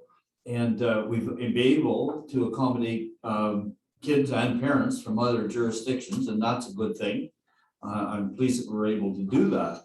And we have some good recommendations for next year as well. And I hope that we'll be able to act on those recommendations, because it just seems to me that there's a big chunk of business, I'm going to call it business. There's a big chunk of business there that we could be satisfying if we had allowed, for example, those kids that wanted to go to 2 or 3 summer camps. If we expanded, those kids would be able to get into 2 or 3 camps. And those camp experiences are great for those kids.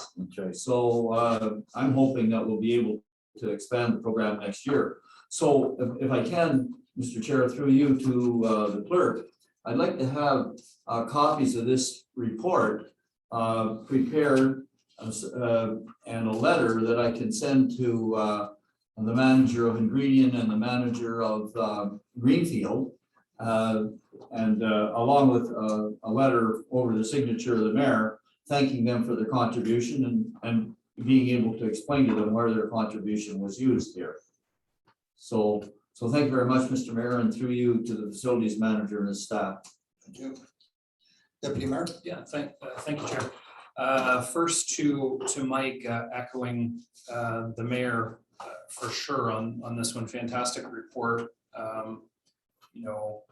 All the way through, especially with and the thing that I like the most is the recommendations and the planning part for next year. Having had our pools closed last year was it bothered me to reduce that service level and to not support our kids. I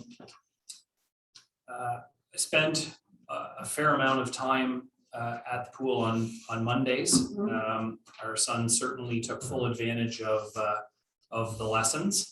And I absolutely cannot say enough compliments to the pool staff. They were all fantastic. And I certainly want to recognize, Kim's actually here tonight, but you're in my notes, Kim.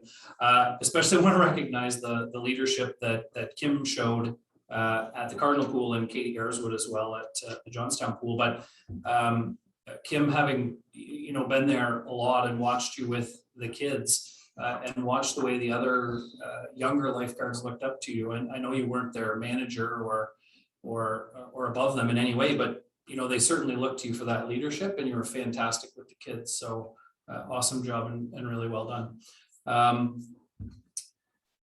And the same words can be mentioned for Katie as well. And I think I sent you the couple pictures that I had from a couple of the people that attended I believe it was the Aquafit, with nothing but compliments for the Johnstown pool for the same thing as well.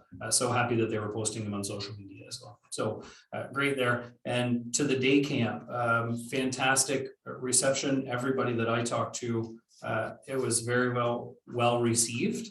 You know, and I'm certain that, you know, returning to normal life, Rachel, you're hidden behind the podium, but returning to normal life, you know, these programs are going to do nothing but grow and thrive. And you know, Rachel, I think you and the staff have done a fantastic job with that day camp as well, and I think you need to be recognized. And I think you better be ready for a very busy next year as things only continue to open up, and I'm sure it'll be busier and busier. So well done to Mike, and you know, I'm so happy with what looked like it wasn't going to be a great year at our pools turned into, I think, maybe one of the best in recent memory. So well done to staff. Thank you. Councillor Hunt. I think all the comments pretty well made in a great year. I was in and out quite a bit over the summer there. The staff did a great job down there. All of you, as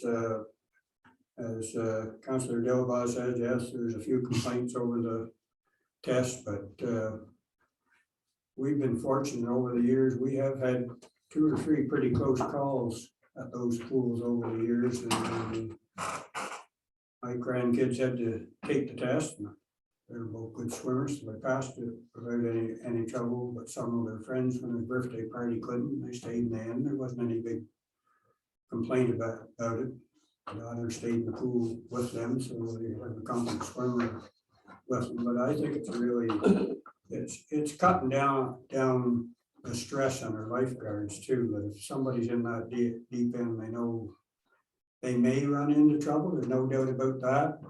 But at least you know they have the ability that they can swim. If something takes a cramp or anything, there's lots of things can happen in the water. As you know, as lifeguards and managers, that can happen no matter how good of a swimmer you are. But I think it takes this one level of stress off the lifeguards. If they're trained, yes, you get a few complaints. Doesn't matter what you put in for safety, you're going to get complaints over like the armband. I had 2 or 3 complain to me, oh, we're good swimmers, we took the test, now we got to put the silly armband on every time we come. I don't like it on my arm. Well, lots of people don't like wearing masks, but you still got to put them on to win. So I think we did a great job, and I think all the ladies and gentlemen that worked the pools this summer did a fantastic job down there, keeping everybody safe and sound, and no COVID cases coming up, and I think we had a very successful year. Congratulations. Mr. Packwood. Great report, Mike, and you and your staff have done a fantastic job this year. Thank you. And Mr. Bush. It's all been said already. Good job, Mike. Well done. Okay, there's no recommendation for this, so I'm going to move on to the next item, which is 7D, which is the Waterfront Canteen year-end review. And Mr. Spencer, I believe you're going to highlight this as well. Yes, I will. Thank you, Mr. Chair. Below, you'll find the breakdown comparison of the revenues and expenses from 2020 to 2021. The one thing you will see is that we were open for 11 additional days this year compared to the summer of 2020. Just showing the net loss. Revenues, breaking it down for the day operations versus weekends. That was July, August, and then Canada Day we didn't have the Canteen open in 2020. There was a slight increase in revenue on weekdays. For instance, in July, weekday sales increased by $32.61, You have to take into consideration that on Wednesday, Thursdays, and Fridays, that the canteen was also open longer. Typically, we're open at 4 o'clock this year and open at 11:30. But there was additional revenue during the daytime. Some of that, I think, was, well, not think, I know, was during the time that we were putting the walking track, or the walking track, the track trail down along the water. A construction company that I do know utilized the canteen quite a bit during those 2 weeks that they were there, so that helped. Page 2 just basically just shows the breakdown of revenues, gross sales in 2020 over to 2021. It's, basically the report. Page 3 just breaks down the expense comparisons from 2020 to 2021. Okay, thank you, Mike. I'll start with Mr. Bush. Do you have any concerns or questions regarding the briefing note?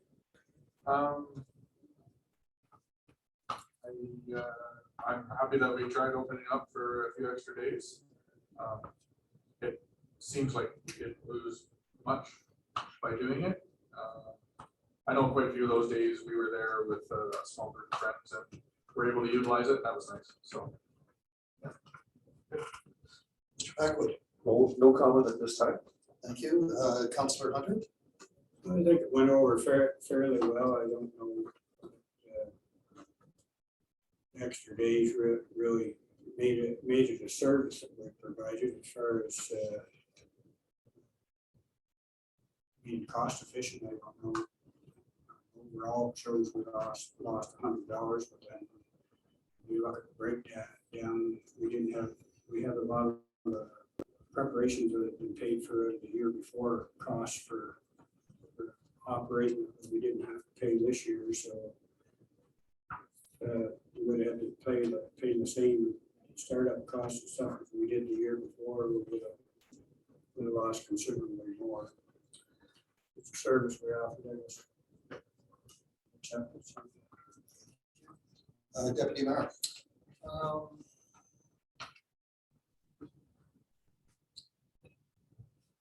I don't think I'm gonna add anything. I think I'll just do it. Mr. Mayor? Well, I guess I look at the bottom line first, and so the overall net loss was only $100 or so more than the net loss last year.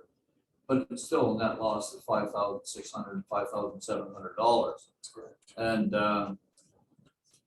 you know, I really think we look at it from the wrong point of view when we look at it as a service, because even it gets pointed out in here someplace in the report that here it is on page 43 of 83, page 1. The chip truck located at the corner of Canal Street and Walker Street could be attributed to the loss of some revenue, some business revenue. So, you know, there's all kinds of service in the community. The question is, are we hurting the chip truck, or is the chip truck hurting us? You know, and I don't know how to answer that question. No question about it. I like to see the place open. I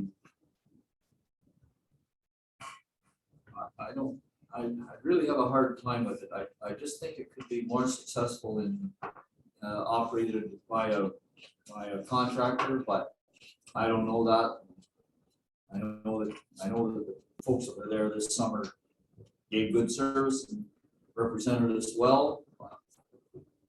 Anyway, I appreciate getting your report and seeing where we stood. Councillor Noble? Deputy Mayor wanted in. Can I just jump back in for 1 second? Well, okay, you had your chance, so let me finish the table. Well, let first. him go. Let him go. All right, go ahead. See this All line. right. Mine's going to go along the lines of the mayor's, because I think we're on the same page. And my question would be, and I know it's always a concern because we give students jobs there, and it's a small price to pay to support our youth and our students with those jobs. If we were to go the private route for those, how many are there students? 3 that run it? In total, yes. Would we have another job for those 3 students if somewhere else, you know, cutting grass or doing something else, if we did make the choice to go private so that no students lost their jobs? Through the mayor, or through the chair to deputy mayor. I couldn't confirm that right now, to be quite honest with you. Because some of the ones that were there this year, one has already moved on and we've actually hired full-time as the facility operator right now. So it really, I couldn't say with 100% certainty yes. We would certainly try, because I've always tried to keep, once they get in the door in my department, they can go all over the place if they're a good employee. It's not necessarily you're gonna be hired to do this job. Sure. So we potentially would try to find them a spot, but I couldn't guarantee it, and we don't know what our COVID protocols are gonna be next year either, right? Like, I would hope that we wouldn't have to do the screening and that sort of stuff. And the regimen of cleaning the washrooms and cleaning the play structures and all that stuff. Yeah. But I'm not really sure. So it wouldn't amount to an enormous loss as far as students go, just maybe grooming them for potential other jobs if That they is can. yes. Okay, cool. Anything else? No? Yeah. Okay, Thank you, Councilor Counselor. I like it's a service. I mean, I think we probably could have done more sales if we did different things, for sure. I don't think the chick stand, we hurt them, they might have hurt us, I doubt it, I don't know. I mean, if we have construction down there every year, we're gonna get it, everybody. You know, they said the people are down there, all the construction people, so we'll have to do construction. And 100 fans or so, you know, you're behind. And getting back to, you know, if you want it out in the public, get it out in the public. I mean, but this is the time to do it now. Don't wait until April and say, well, Fat Les, do you want to take it over? And get it now and just, you know, we had 3 of our staff to say, hey, Fat Les, you gotta hire whoever wants it. Then hire our staff that was there last year. Our figures, though, I don't know. Something doesn't drive, because if you look at it, you did 12,000, say for instance, in 2020, you did $9,500. It costs you $4,200 to buy the product, and then you have to take your expenses off of that. 2,000 for the building prep, the cell phone, 115 wages and benefits, 8,800. That comes out of a loss of $5,605. And in 2021, if you do the same, $12,514 gross sales, and it costs you $5,700, and you take all your expenses, it means that you're minus 5,168 in 2021. So it's quite a difference. And I know because the building prep of the first year was $2,000 of that, but I don't understand when we say we only lost in all total. Yeah, we only lost $100 some when you look at the overall net. It's not the overall net loss if you add up your total revenue and the product you bought, because that's what your gross sales, got to pay your salaries, it's got to pay your cell phones and your building prep. So I really don't see where we, you know, like I said, we lost 5,605 in 2020, we lost 5,168 in reality in 2021. 5746, it says. No, $5,168. 2021? Yeah, 2022, we lost $5,605. No. I'm looking at the first page. Well, you look at the first page, Mr. Mayor, what I'm saying is the total revenue will go from 2020, we did 9,545 total revenue, right? Okay, page 1. Then you go to page 3. I don't want to waste a whole bunch of time. The product that we bought was $4,200. If I may. Yes. Thank you. So under the background section, basically the $150 that they're talking about is year over year. There was a net loss in 2020 of $5,604.20, which is the difference between revenue and expenses. And the overall loss or net loss incurred in 2021 was $5,746.67. 5168, right? Correct. Yeah. Correct. So the reference was a difference of $150 Right. over from 2020 to 2020. Okay, but we still lost 5,000 1 year, 50. So I know, Mr. Mayor, you don't want to hear that, but Real true. I just have a couple of questions. But I still like it. And one is, and I'm just going by the 2021 expenses of the product, 5,000 and change. How much of that was left over and transferred to, say, the canteen and the ingredient center, or what was our leftover amount? Couple $100 at the most. There was no ice cream left. Correct.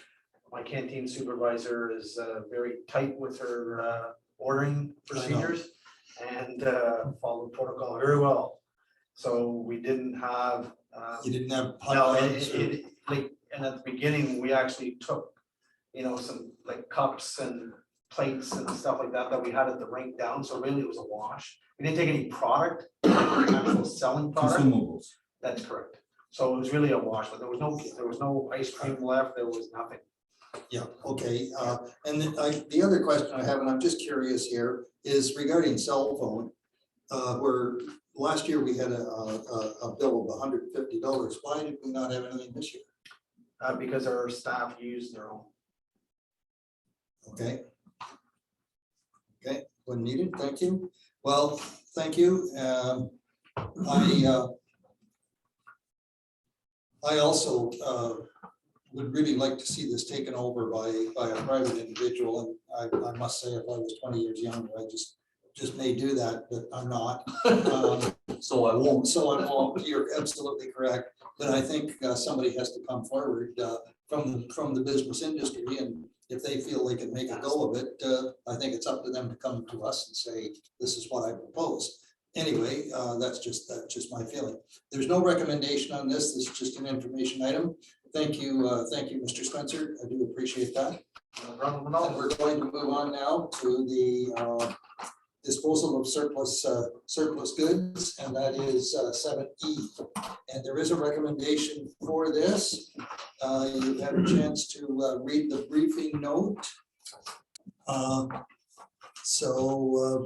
Do I have a mover for the recommendation? Mr. Mayor, thank you. And Yeah, but Mr. Chair, I would like to add one phrase to the recommendation. okay, And so the recommendation that I would put forward would be as follows. The council declare the above mentioned items as surplus to the needs of the township and authorize staff to dispose of the items through government auction site and report back with the net receipt for each item or group of items. I just want to report back. what they were sold for. Looking for support, I would support that. but I need a seconder to support. Mr. Chair. I'll second that, no problem. Okay, so we have a mover and we have a seconder for the amended recommendation. I'm going to ask now if there's any concerns or questions to staff regarding these items. And they are listed in by Public Works and by Fire. So go ahead, Mr. Councilor Dillabaugh. Thank you. Do the chair to the CEO. What, just for my own curiosity, what's government auction? Is that like down hundreds or no? No, through the chair, it's a government deal website where a lot of municipal equipment is sold. Like old fire trucks and pumps? Could be Everything. sort of a full range. Okay. Thank you. Mr. Mayor, go ahead. So I'll address my question to the same comment. On a previous disposal of surplus items, we went through a local auction house. What was the staff's thinking to recommend that we go through the government auction site as opposed to the local auction house? Through the chair, I believe we went through governmentdeals.com with respect to the fire ban, and we were able to be quite successful with the result. I remember that, yes. Yeah, and it's a huge range. Yeah. It's all over Canada and the US, I guess. So, Deputy Mayor, do you have any concerns, questions? Thanks. Councilor Hunter. I just have one question for you to our recreation or facility manager. We got a dump truck on here and a 1 ton on here and a championship grader. We not own 3 Zambonis now, or we want to get rid of the one that was supposed to be extra, or keeping it as a backup? Through the chair to Councillor Hunter, the Olympia that we currently have sitting in storage. I tend to think that we would not obtain a large dollar value for it. And if we were to get rid of it and something happened to the one that we have in Spencerville, which is an aging Zamboni, it would cost more to float one on a quick process from Montreal to here than we would automatically. So if we were to get $2,000 or $3,000 for the trade-in, it costs us $5,000 to get one here to rent it for 2-3 weeks. So I think we're best to keep it for now and see how things operate out this rink over the next year and a half. So Mike, are you saying that you would use the spare one? It's usable? Yes, it is usable. Yes, it is. Does that answer your question? Yeah, I was wondering where we had it and Yeah. what we're doing with it, because Through the chair to Councillor, it's currently stored in Cardinal at the Public Works Garage. So it's easily to be able to float it somewhere if we need to. And like I said, in the last couple of years, when we've had issues with both of our machines at both rinks, we utilize Prescott's, right? But now that we've purchased Prescott's, not likely that machine will go down, the Prescott one, but the one that's over here is aging, and if something does happen and you're not able to get parts, and that's the problem that we're finding with even some of our Kubota machines, that parts are hard to get right now. So if some part goes off and it's 6 months before we can get the part, it's better to have the backup Zamboni right now, in my opinion. Thank you. Mr. Chairman. Go ahead. Well, just a point. I mean, if we're planning then to use that third one as a kind of an emergency stand-in,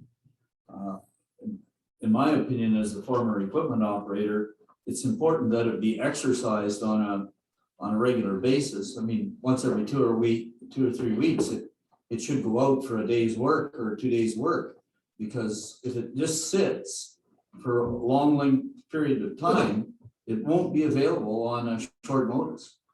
Through the chair to the mayor, our plan is to utilize it periodically. Mr. Packwood No comment. and Mr. Bush. Okay, thank you. Okay, we have a mover and a seconder for the amended recommendation. I'm going to call the question. All in favor? Aye. Thank you. It's carried. And this brings us to, so Chief Moore, you got off lucky that time. Yes, I did. That brings us to the Greater Fleet Options Update, and this is 7F that we're talking about. And we do have a recommendation on this as well. And the recommendation reads as so: that committee recommends that council maintain the 1997 Champion Grader as a secondary unit during the transition phase and direct staff to hire a consultant to evaluate the gravel road network and develop a 5-year plan with Class D estimates, including options to convert 25 kilometers of gravel road to a combination of surface and or asphalt, and direct staff to include greater pricing as an optional item in the 2022 annual maintenance gravel request for tender. Could I have a mover for the recommendation, please? I have a mover. Do I have a seconder? Mr. Packwood, thank you. So I have a mover and a seconder. Do we have any questions or concerns? We've had a chance to read the briefing note that's been supplied. Mr. Mayor, go ahead. Well, bothers me to keep this champion grader as a secondary unit during this transition phase because the length of the transition phase is not known yet. And what's worrying me is that at some point halfway through the transition phase, we'll be getting a request to replace the standby unit. And there was an option in the briefing business case. There was an option to, instead of maintaining the champion as a secondary standby unit, there was an option to go to market and have a standby unit supplied by the market. And I see that option was discussed and it was not part of this recommendation. So I'd like to hear some discussion around that. And I am looking forward to the other part of the recommendation, the operative part, which is that we hire a consultant to evaluate the gravel road network and develop a 5-year plan with Class D estimates. And I think the point that I want to make when I'm discussing that part is that during this business case, or in this business case, we get prices for the cost of hard surface asphalt, hot mixed blade asphalt. And we also get estimates, or an estimate, a rough estimate for surface treatment. And there's a world of difference between the two. So I would like to make it very clear that this consultant that we hire, that he bases estimates on what is the best treatment for that section of road. And I say that in the knowledge that Councillor Hunter at one time pointed out to us that there are certain sections of our roads that will not stand up under surface treatment for a variety of reasons, one of which is usage. And those sections that will not stand up under surface treatment should be asphalt. But we have other sections of road that will stand up under surface treatment.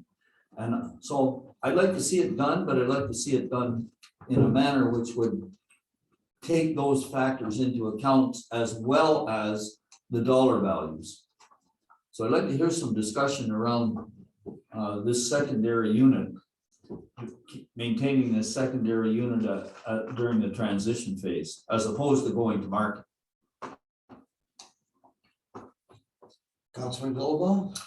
Well, I think we already had that discussion. I don't think we can do the chair to the CEO or to Gord. 60 kilometers of gravel road we have, can we do it with our new grader? One grader. Is that a question? Yeah, to the CEO or to Gord.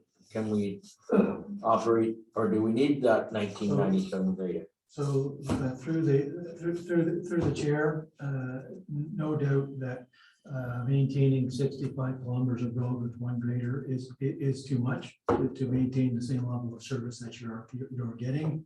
I think you're in and around. That's why we're looking at 45 kilometers of road. That puts you in around the 40 kilometer mark. I am aware of a municipality that is able to complete about 40 kilometers of gravel road. And I think that's about the max. So. If I may just add, the 97 grader, as indicated in that business case, is really over that 5-year period is averaging around $12,000, which is what I would consider reasonable or low. Certainly, if it comes to a time where there would be required a big repair or something of that nature, that's the time to look at whether you want to invest substantial money in upgrading that grader to extend that life if we're not at a transition point, or we'll look at one of those other options.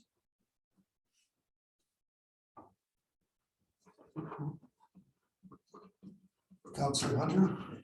I don't really have any trouble with keeping the 97 as a a backup grader. I think until we get a study and see where we are, like, we're talking some dollar value for operational here, but as far as getting rid of it, what you're gonna get for it, it's peanuts that you're gonna get for it compared to our budget. So to try and go to market, to have a grader come in for extra hours, you're gonna pay top dollar for that, because all the time that we need a grader is in the peak construction period that we need the grader. So you're gonna, When somebody's everybody else pulling a needs grader one. off a job to come and work for us for a week, we're gonna pay top bucks for it. So I have no problem keeping it here. If it comes to a major repair or something, well, then we might have to really think we spend a whole lot of money fixing that, or do we bite the bullet and say, well, we're gonna borrow the money and we're gonna pay 5 miles of road this year, so we'll get rid of it. So I think that's gonna be a discussion probably for the future council, what they're gonna do. But I think the mayor said we need a good study done to pick the roads that we can do at the cheapest rate. The double surface definitely hasn't stood up on some roads, because I don't think it should have been used. The roads weren't ready for it. But if we're using it, we gotta be prepared to pay the price to make sure that base of that road is ready to put double surface on. Double surface will stand, but you gotta have a superior base underneath it. So I think that's been the fault of a lot of our double surface roads. They haven't stood up, the base wasn't just strong enough underneath it for the traffic that was on it. We got other roads, burning roads, you could jump up there, that could be double surface, very little, 20 cars a day on it, hardly any trucks, no farm traffic on it, hard at all. Roads like that, they're a long ways away to grade, so they take a long time to get there to grade a road. I think that's where we maybe need to focus our effort on some of these offline roads that we travel an hour getting there to grade for 3 hours, and then drive another 2 hours to another one to grade for an hour. That's what's using up our time. Like if you got 60 kilometers of road to grade, and you grade it 6 to 7 passes over, you got, we'll say 400 kilometers to grade. If you're grading it 3 to 5 kilometers an hour, like if you're just continuously grading, I have no problem thinking one grader can grade that, but it's the travel time in between where you're losing all the time. You're not just grading it, it's a 60 kilometers of road straight down to Ottawa, and you grade down and grade back. One grader would probably keep it going because he's grading all the time. Mr. Packwood. I just asked a question about these class D inspections or whatever. And the reason I say this, well, we live on Rock Street, next at the west end, on the section that goes to Crowder Road. On the east side, there's a beautiful ditch. On the right side, there's no ditch. And in the spring, I can literally walk on that road and I could go like this, just me and the dogs, because there's no ditch on the right hand side. And the curve right now is peeling right at it. And it's going to take a lot of money to fix all of it. Now, is it a gravel road or a paved road? It was a gravel road and they did surface treatment on it. Okay. So before we go anywhere, we got to find out what we got there. We actually need somebody to go out there and do some excavating on some of these gravel roads to see what there is a base. You can't just say, oh, that looks good. We got to get out there in places and maybe every 100, 150 feet with a backhoe, dig down and see what you got for a base. And you go back and forth across like that. And that's the only way. And if no drainage, we're throwing money away. Mr. Bush. No, it sounds good. Interesting to see what comes back for the 5-year plan. Deputy Mayor, did you want in? I haven't commented. I'm happily listening to all of the options and not honestly sure which I support. Most I know when we talked about it before, I certainly supported only having the one grader and quite potentially, for a 3-year,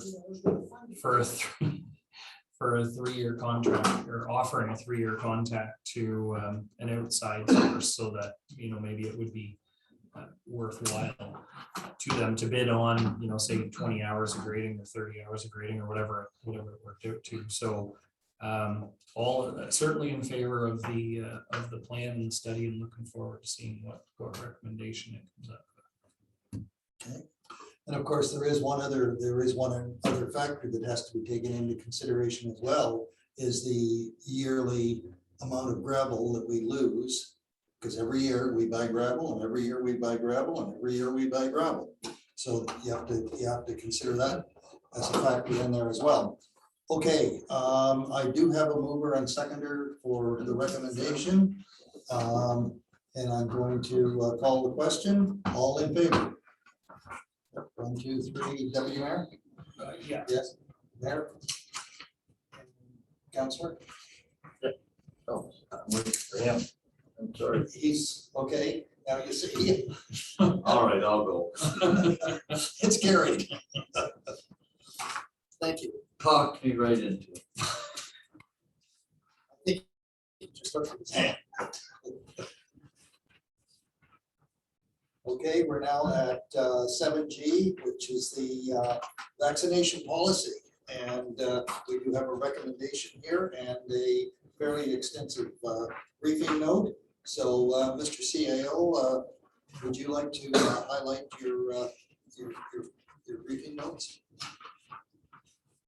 Thank you, Mr. Chair. I had hoped that at some point that either the federal government or provincial government would have come out with a sort of a standardized stance or policy with respect to COVID-19 vaccination. As of right now, that has not been the case, and I think it's important that as a municipal organization, as the face of the community, to bring forward a vaccination policy. So here is the draft for committee consideration. Thank you. All right. The recommendation reads: the committee recommend that council adopt a COVID-19 vaccination policy. Does that refer to this policy that we have in our briefing note? This is the draft policy. This is the draft policy. Thank you. So could I get a mover for the recommendation, please? Councillor Hunter, and a seconder. Also, And Deputy Mayor is seconding. Concerns, questions regarding the policy, the briefing note? Mr. Mayor, go ahead. Okay, so the concept of a vaccination policy, I'm prepared to support. This particular policy, I have one issue that I would like to have addressed, and until it's addressed, I won't support the recommendation that's in front of us. But I think it's an easily addressed concern, and it occurs on page 72 of 83. And no disrespect to the staff that prepared this policy, because I can see that there's been a lot of work and a lot of thought that have gone into the development of this policy. But on page 72 of 83, I'm looking at the third paragraph from the top. And the third paragraph from the top, and I'm going to refer to the third and the fourth paragraph. They go together. Vaccination should be reviewed as another layer of protection used in conjunction with and not as a substitute to primary precautionary measures. And then read the next paragraph. Primary precaution measures include good hygiene practices, physical distancing, wearing a mask when physical distancing is not possible, and staying at home when feeling sick. Now, if you look at what the primary precautionary measures are, physical distancing and wearing a mask when physical distancing is not possible. I'm telling you folks, we're all wearing masks, whether physical distancing is possible or not, except in this particular setting, which we've come to live with. But at Ottawa Hospital today, everybody's wearing masks and staying 6 feet apart. They're doing both. But what bothers me is that vaccination should be reviewed as another layer of protection on top of that. And my problem is that I think vaccination should be reviewed as a replacement for these various layers of protection when it becomes possible. I mean, I don't want us stuck passing a vaccination policy and 3 months or 6 months or a year from today still wearing masks and staying 6 feet apart. What is the point? If vaccination is not going to get us some relief from this masking and distancing, I mean, I know it's personal protection for me. That's what vaccination is, but this policy is a corporate policy, and it's to be viewed as another layer of protection. Okay, until such time as these other layers of protection are not necessary. It's my problem. If I may, through the chair, and I think that's a very valid point made. One of the things is that the reality is this is a moving target, and that's why the policy includes a review and modification portion. And it's going to, I do anticipate that this will be reviewed and modified probably a few times as we navigate through this. And Mr. Chair, not to get into a debate with the CAO, he's got a job to do. But, you know, we hear the same thing from the health unit. I don't see a heck of a lot of review taking place about how we do things. I just don't see it happening. You know, just looking at our own particular health unit where we're at almost 90% full vaccinations, first and second doses, 87 I think it was. We're almost there, but there's not a lot of relief coming. They keep telling us they're going to review these things, but I keep coming back to this. Well, when? What is the trigger point when I can get this mask off? The way I look at it, I'm wearing a mask, you're wearing a mask, he's wearing a mask, he's wearing a mask, he's wearing a mask. We're all in a room together, but that guy isn't. So do I have to wear a mask to protect him? If 97% of us are vaccinated, why are we wearing masks? Anyway, because it's the safest thing to do. If that's the answer, we'll be wearing masks 10 years from now.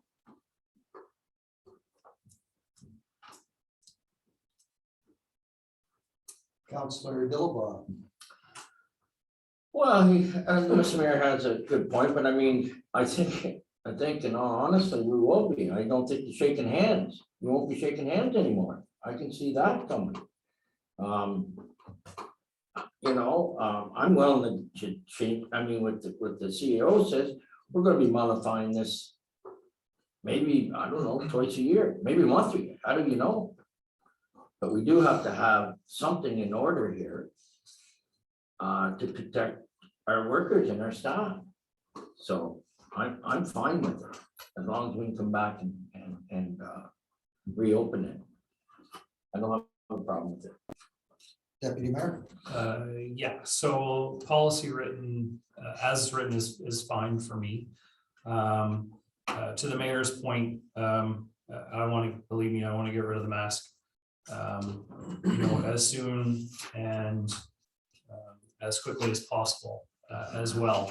But having had a business that closed for a long time and watching what happened, over the last couple of weeks in Alberta as things have transpired, I know the vaccination rate's not as high there, But I also don't want to see, you know, the 12% or whatever it is, or 15% or 20% that in Ontario that aren't double vaxxed fill up our hospitals and cause a crisis that we can avert by just not losing our patients. So, you know, while it is a moving target and we continue to evolve with it, I mean, yeah, masks are here for a reasonable time. Hopefully, a mandate won't be needed much longer, but let's stick with it for a little bit.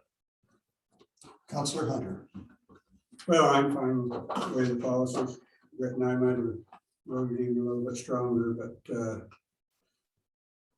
I'm not worried. I don't believe probably anybody in this room is all vaccinated.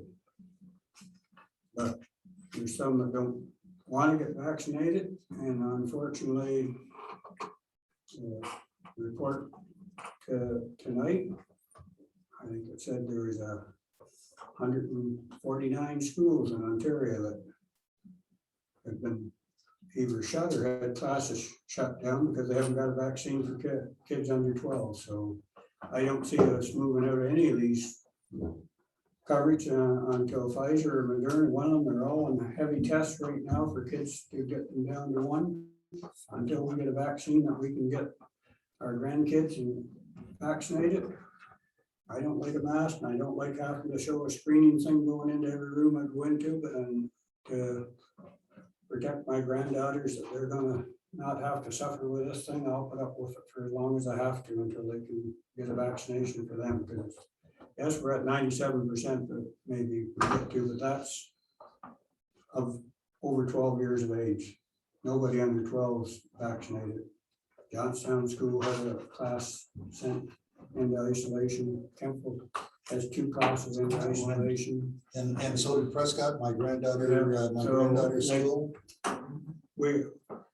We as leaders in the community, I think, have to set an example here and pass a policy and have our staff set an example for the rest of the community that we're willing to take that, what we have to do to try to protect our kids. So I'm fine with the policy. I'm fine with policy also. Thank you, Mr. Bush. I don't agree with it. I've seen, well, like, I'm on the Ontario website right now. And I mean, it outright says you need to get legal advice before you put in any policy like this because of, it says human rights, labor and employment law, privacy, healthcare consent, occupational health and safety. And then whenever you look it up with lawyer firms as well, they say the same thing. Because there is no official Ontario stance, like you were saying, that basically anything that you're putting down, you're kind of the ones that are responsible. So am I reading you right or understanding you correctly that you are not in favor of this recommendation? No. Thank you. Okay. Well, Can I ask? sure, go ahead. To the CAO, just as a, not as a counter, but I'm assuming before we put a draft policy together like this, we probably went to legal about the policy. Through the chair, legal has taken a quick look at the policy. Am I gonna, Go ahead. and if I'm overstepping, am I allowed to ask what that, I can't ask what the opinion was. Obviously, we're putting it forward, so yeah, this is a culmination of what. The policy is being put forward. Right, okay. Mr. Chair, there's another factor here, and that is that, you know, my previous misgivings, just setting them aside, I mean, it does send a message to staff. There's no question about it, and I think that that's important. It does. And I just have a comment, and I agree with the policy, and I want to get rid of the mask as quickly as anyone, but I gotta tell you, you know, someone on my granddaughter's bus tested positive for COVID, and she had to, you know, there's another week out of school on, and I just think any fail-safe device that we use is, for the time being, we need it, so I would also support the recommendation. Anyway, I have any other questions? Okay, I have a mover and I have a seconder. I'm going to call the question on the recommendation. All in favor? 1, 2, 3, 4. It's carried. Thank you. I think it was 2 hands, I believe, I saw. Okay, we're moving on, and it's now down to 7H, which is the hazardous incident investigation procedure.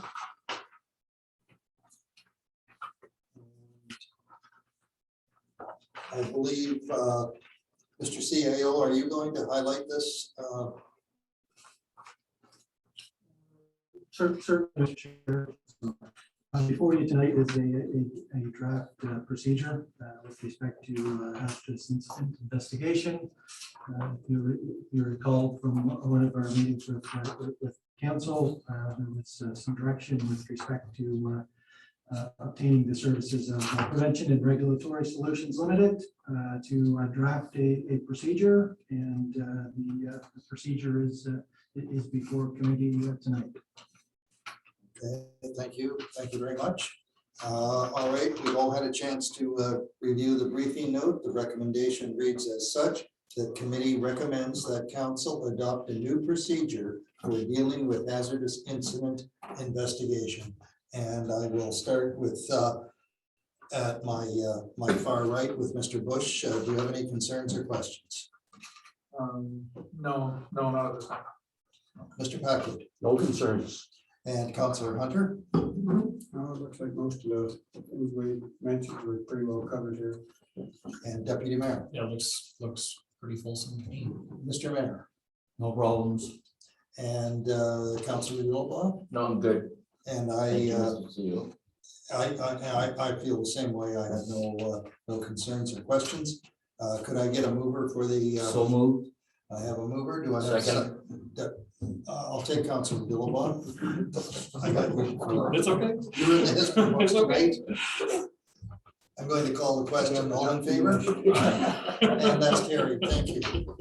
And that does it for the information and action items. We're going to move now to number 8, which is the councillor inquiries or notices of motion. Do I hear it? I don't have maybe a bunch of inquiry, just information nation meeting. We discussed about hazardous trees. We mentioned here that along the roadways and different places here, one of our other meetings, I brought up South Nation. The staff at South Nation is working on a policy. We hope to bring it forward at our next meeting to work with the townships on how they could identify what aid or their forestry or working with the various concordant bodies could work with to get rid of these dangerous trees that are soon going to be falling down. I don't know for sure whether they've talked to United Counties here yet or not. They worked with Stormont, Dundas, and Glenbury. They've already talked to them about their thinking is to work with the townships on maybe going around and identifying these trees as hazardous trees, and even though they might be on the private property line, if they're not on our ditch, that if they're identified, and put more pressure on, if they're near hydro lines, to get hydro out and get these trees down and work with township. As I said, we in areas where, let's say it's a hazard to try to fall the tree, that I don't, our staff has the ability, if just along the road that we take trees down. Sometimes they're near houses or one thing and another. South Nation does have the forestry crews and stuff that are capable of managing this and overseeing this. So they're gonna, hopefully within the next month or two, bring a policy forward to present to council. They said they'd be willing to come up and talk to us once they got it and discuss what partnership they could maybe work with us and get and working together to get these trees down all the road. So Now, would South Nation come before council as a South delegation? Nation's willing to come before council anytime, and they'd like to come before council, probably, I would imagine likely in December, and present an overview of the draft budget that they're going to put forward and explain to council that our levy, exactly what that levy pays for. Archie McMillan, South Dundas brought it up, some of his councils were questioning the levy they paid and what they were actually getting for that levy. And what we do certain work that we call on South Nation to do, and we get a bill for doing it.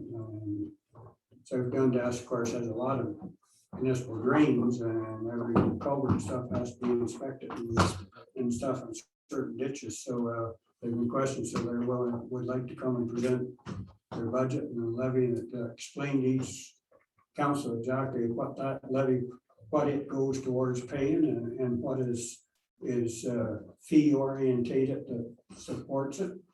The levy actually, from what they explained to me, the levy only actually covers something in the neighborhood of 15% of the South Nation's budget. So the rest is through grants and levies and community partnerships with like Ducks Unlimited is a big partner. They over $250,000 in the South Nation this year for grants and stuff.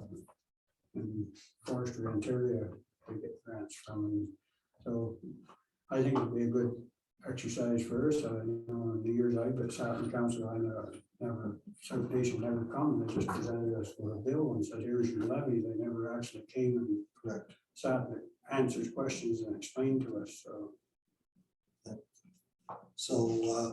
So staff can,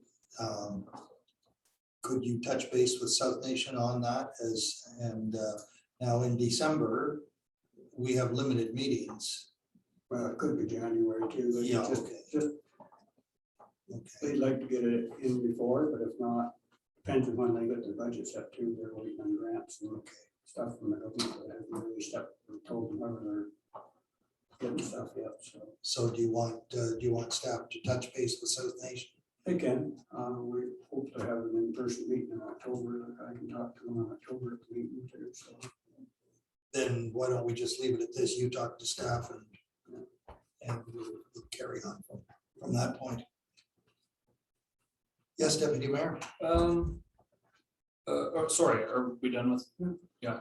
Okay. Mine would be a different one, and normally I would do it by email, and my apologies in advance for not. So a question about, so we had the vaccination policy as far as it goes to staff and volunteers and that sort of stuff, and I just want to make sure that I understand it right in my head for our recreation facilities and stuff like that. So can I ask that question? Like, it's sort of an inquiry. Go ahead. So the policy to Mike, sorry, the policy in place, does it only apply to fans or does it apply to users? Like, or we have a policy for fans, Through the correct? chair to Deputy, you're talking about showing the double vaccination starting this week. Yeah, it only is for fans and anyone above the age of 18. So youth hockey right now, they wouldn't have to show vaccination. But HEO, which represents Hockey Eastern Ontario, they more than likely in the next week will be mandating that all their players be vaccinated in order to participate. I do quite strongly feel that that's coming down, but for our purposes at the rink, though, that still would not include the figure skating associations or the girls programs, because they're not part of Hockey Eastern Ontario, obviously. So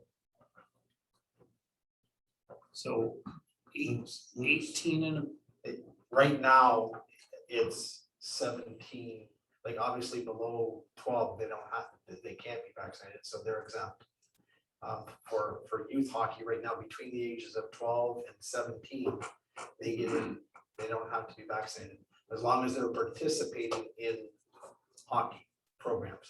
If a 16-year-old comes in to watch his 12-year-old brother, he has to be vaccinated then, because he's not participating, he's there as a spectator. So it is a difference, there is a difference. It would be a lot easier if it was just across the board, anybody that comes in has to be vaccinated, except for under the age of under the age of 11. 11. Your questions answered? Yeah, sure. Okay. I'll put it from writing then. Okay. Councilor Dillawa, you're okay. Mr. Mayor, do you have any inquiries? Notices of motion? No, Okay. Can I just, one update today? Sorry, I sat in on a meeting this morning. Go ahead. The mayor unfortunately wasn't able to be there at a different appointment for the D, I'm gonna screw up the letters, DWQMS.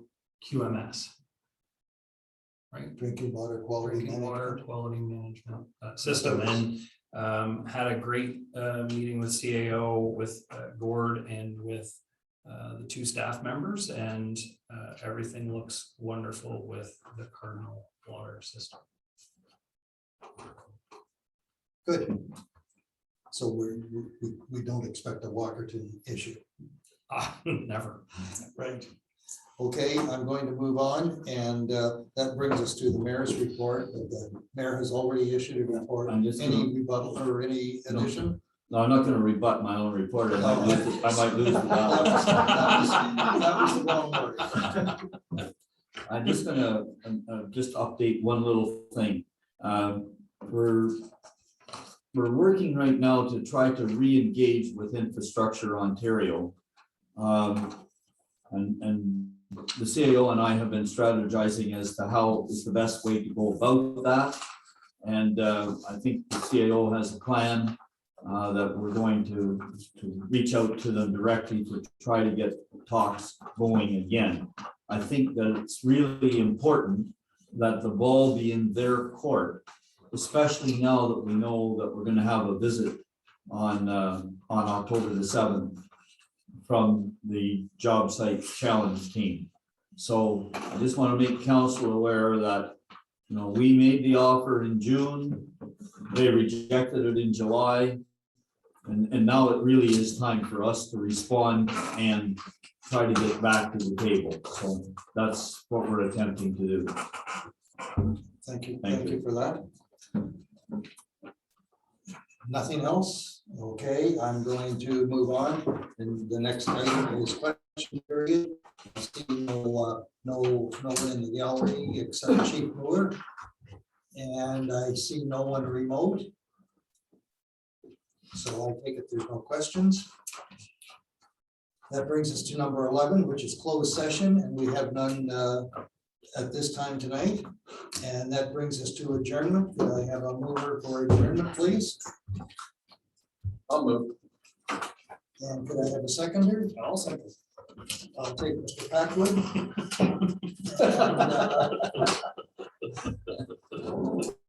The time is 9:10. PM. All in favor? All in favor? Yeah. Aye. We're adjourned.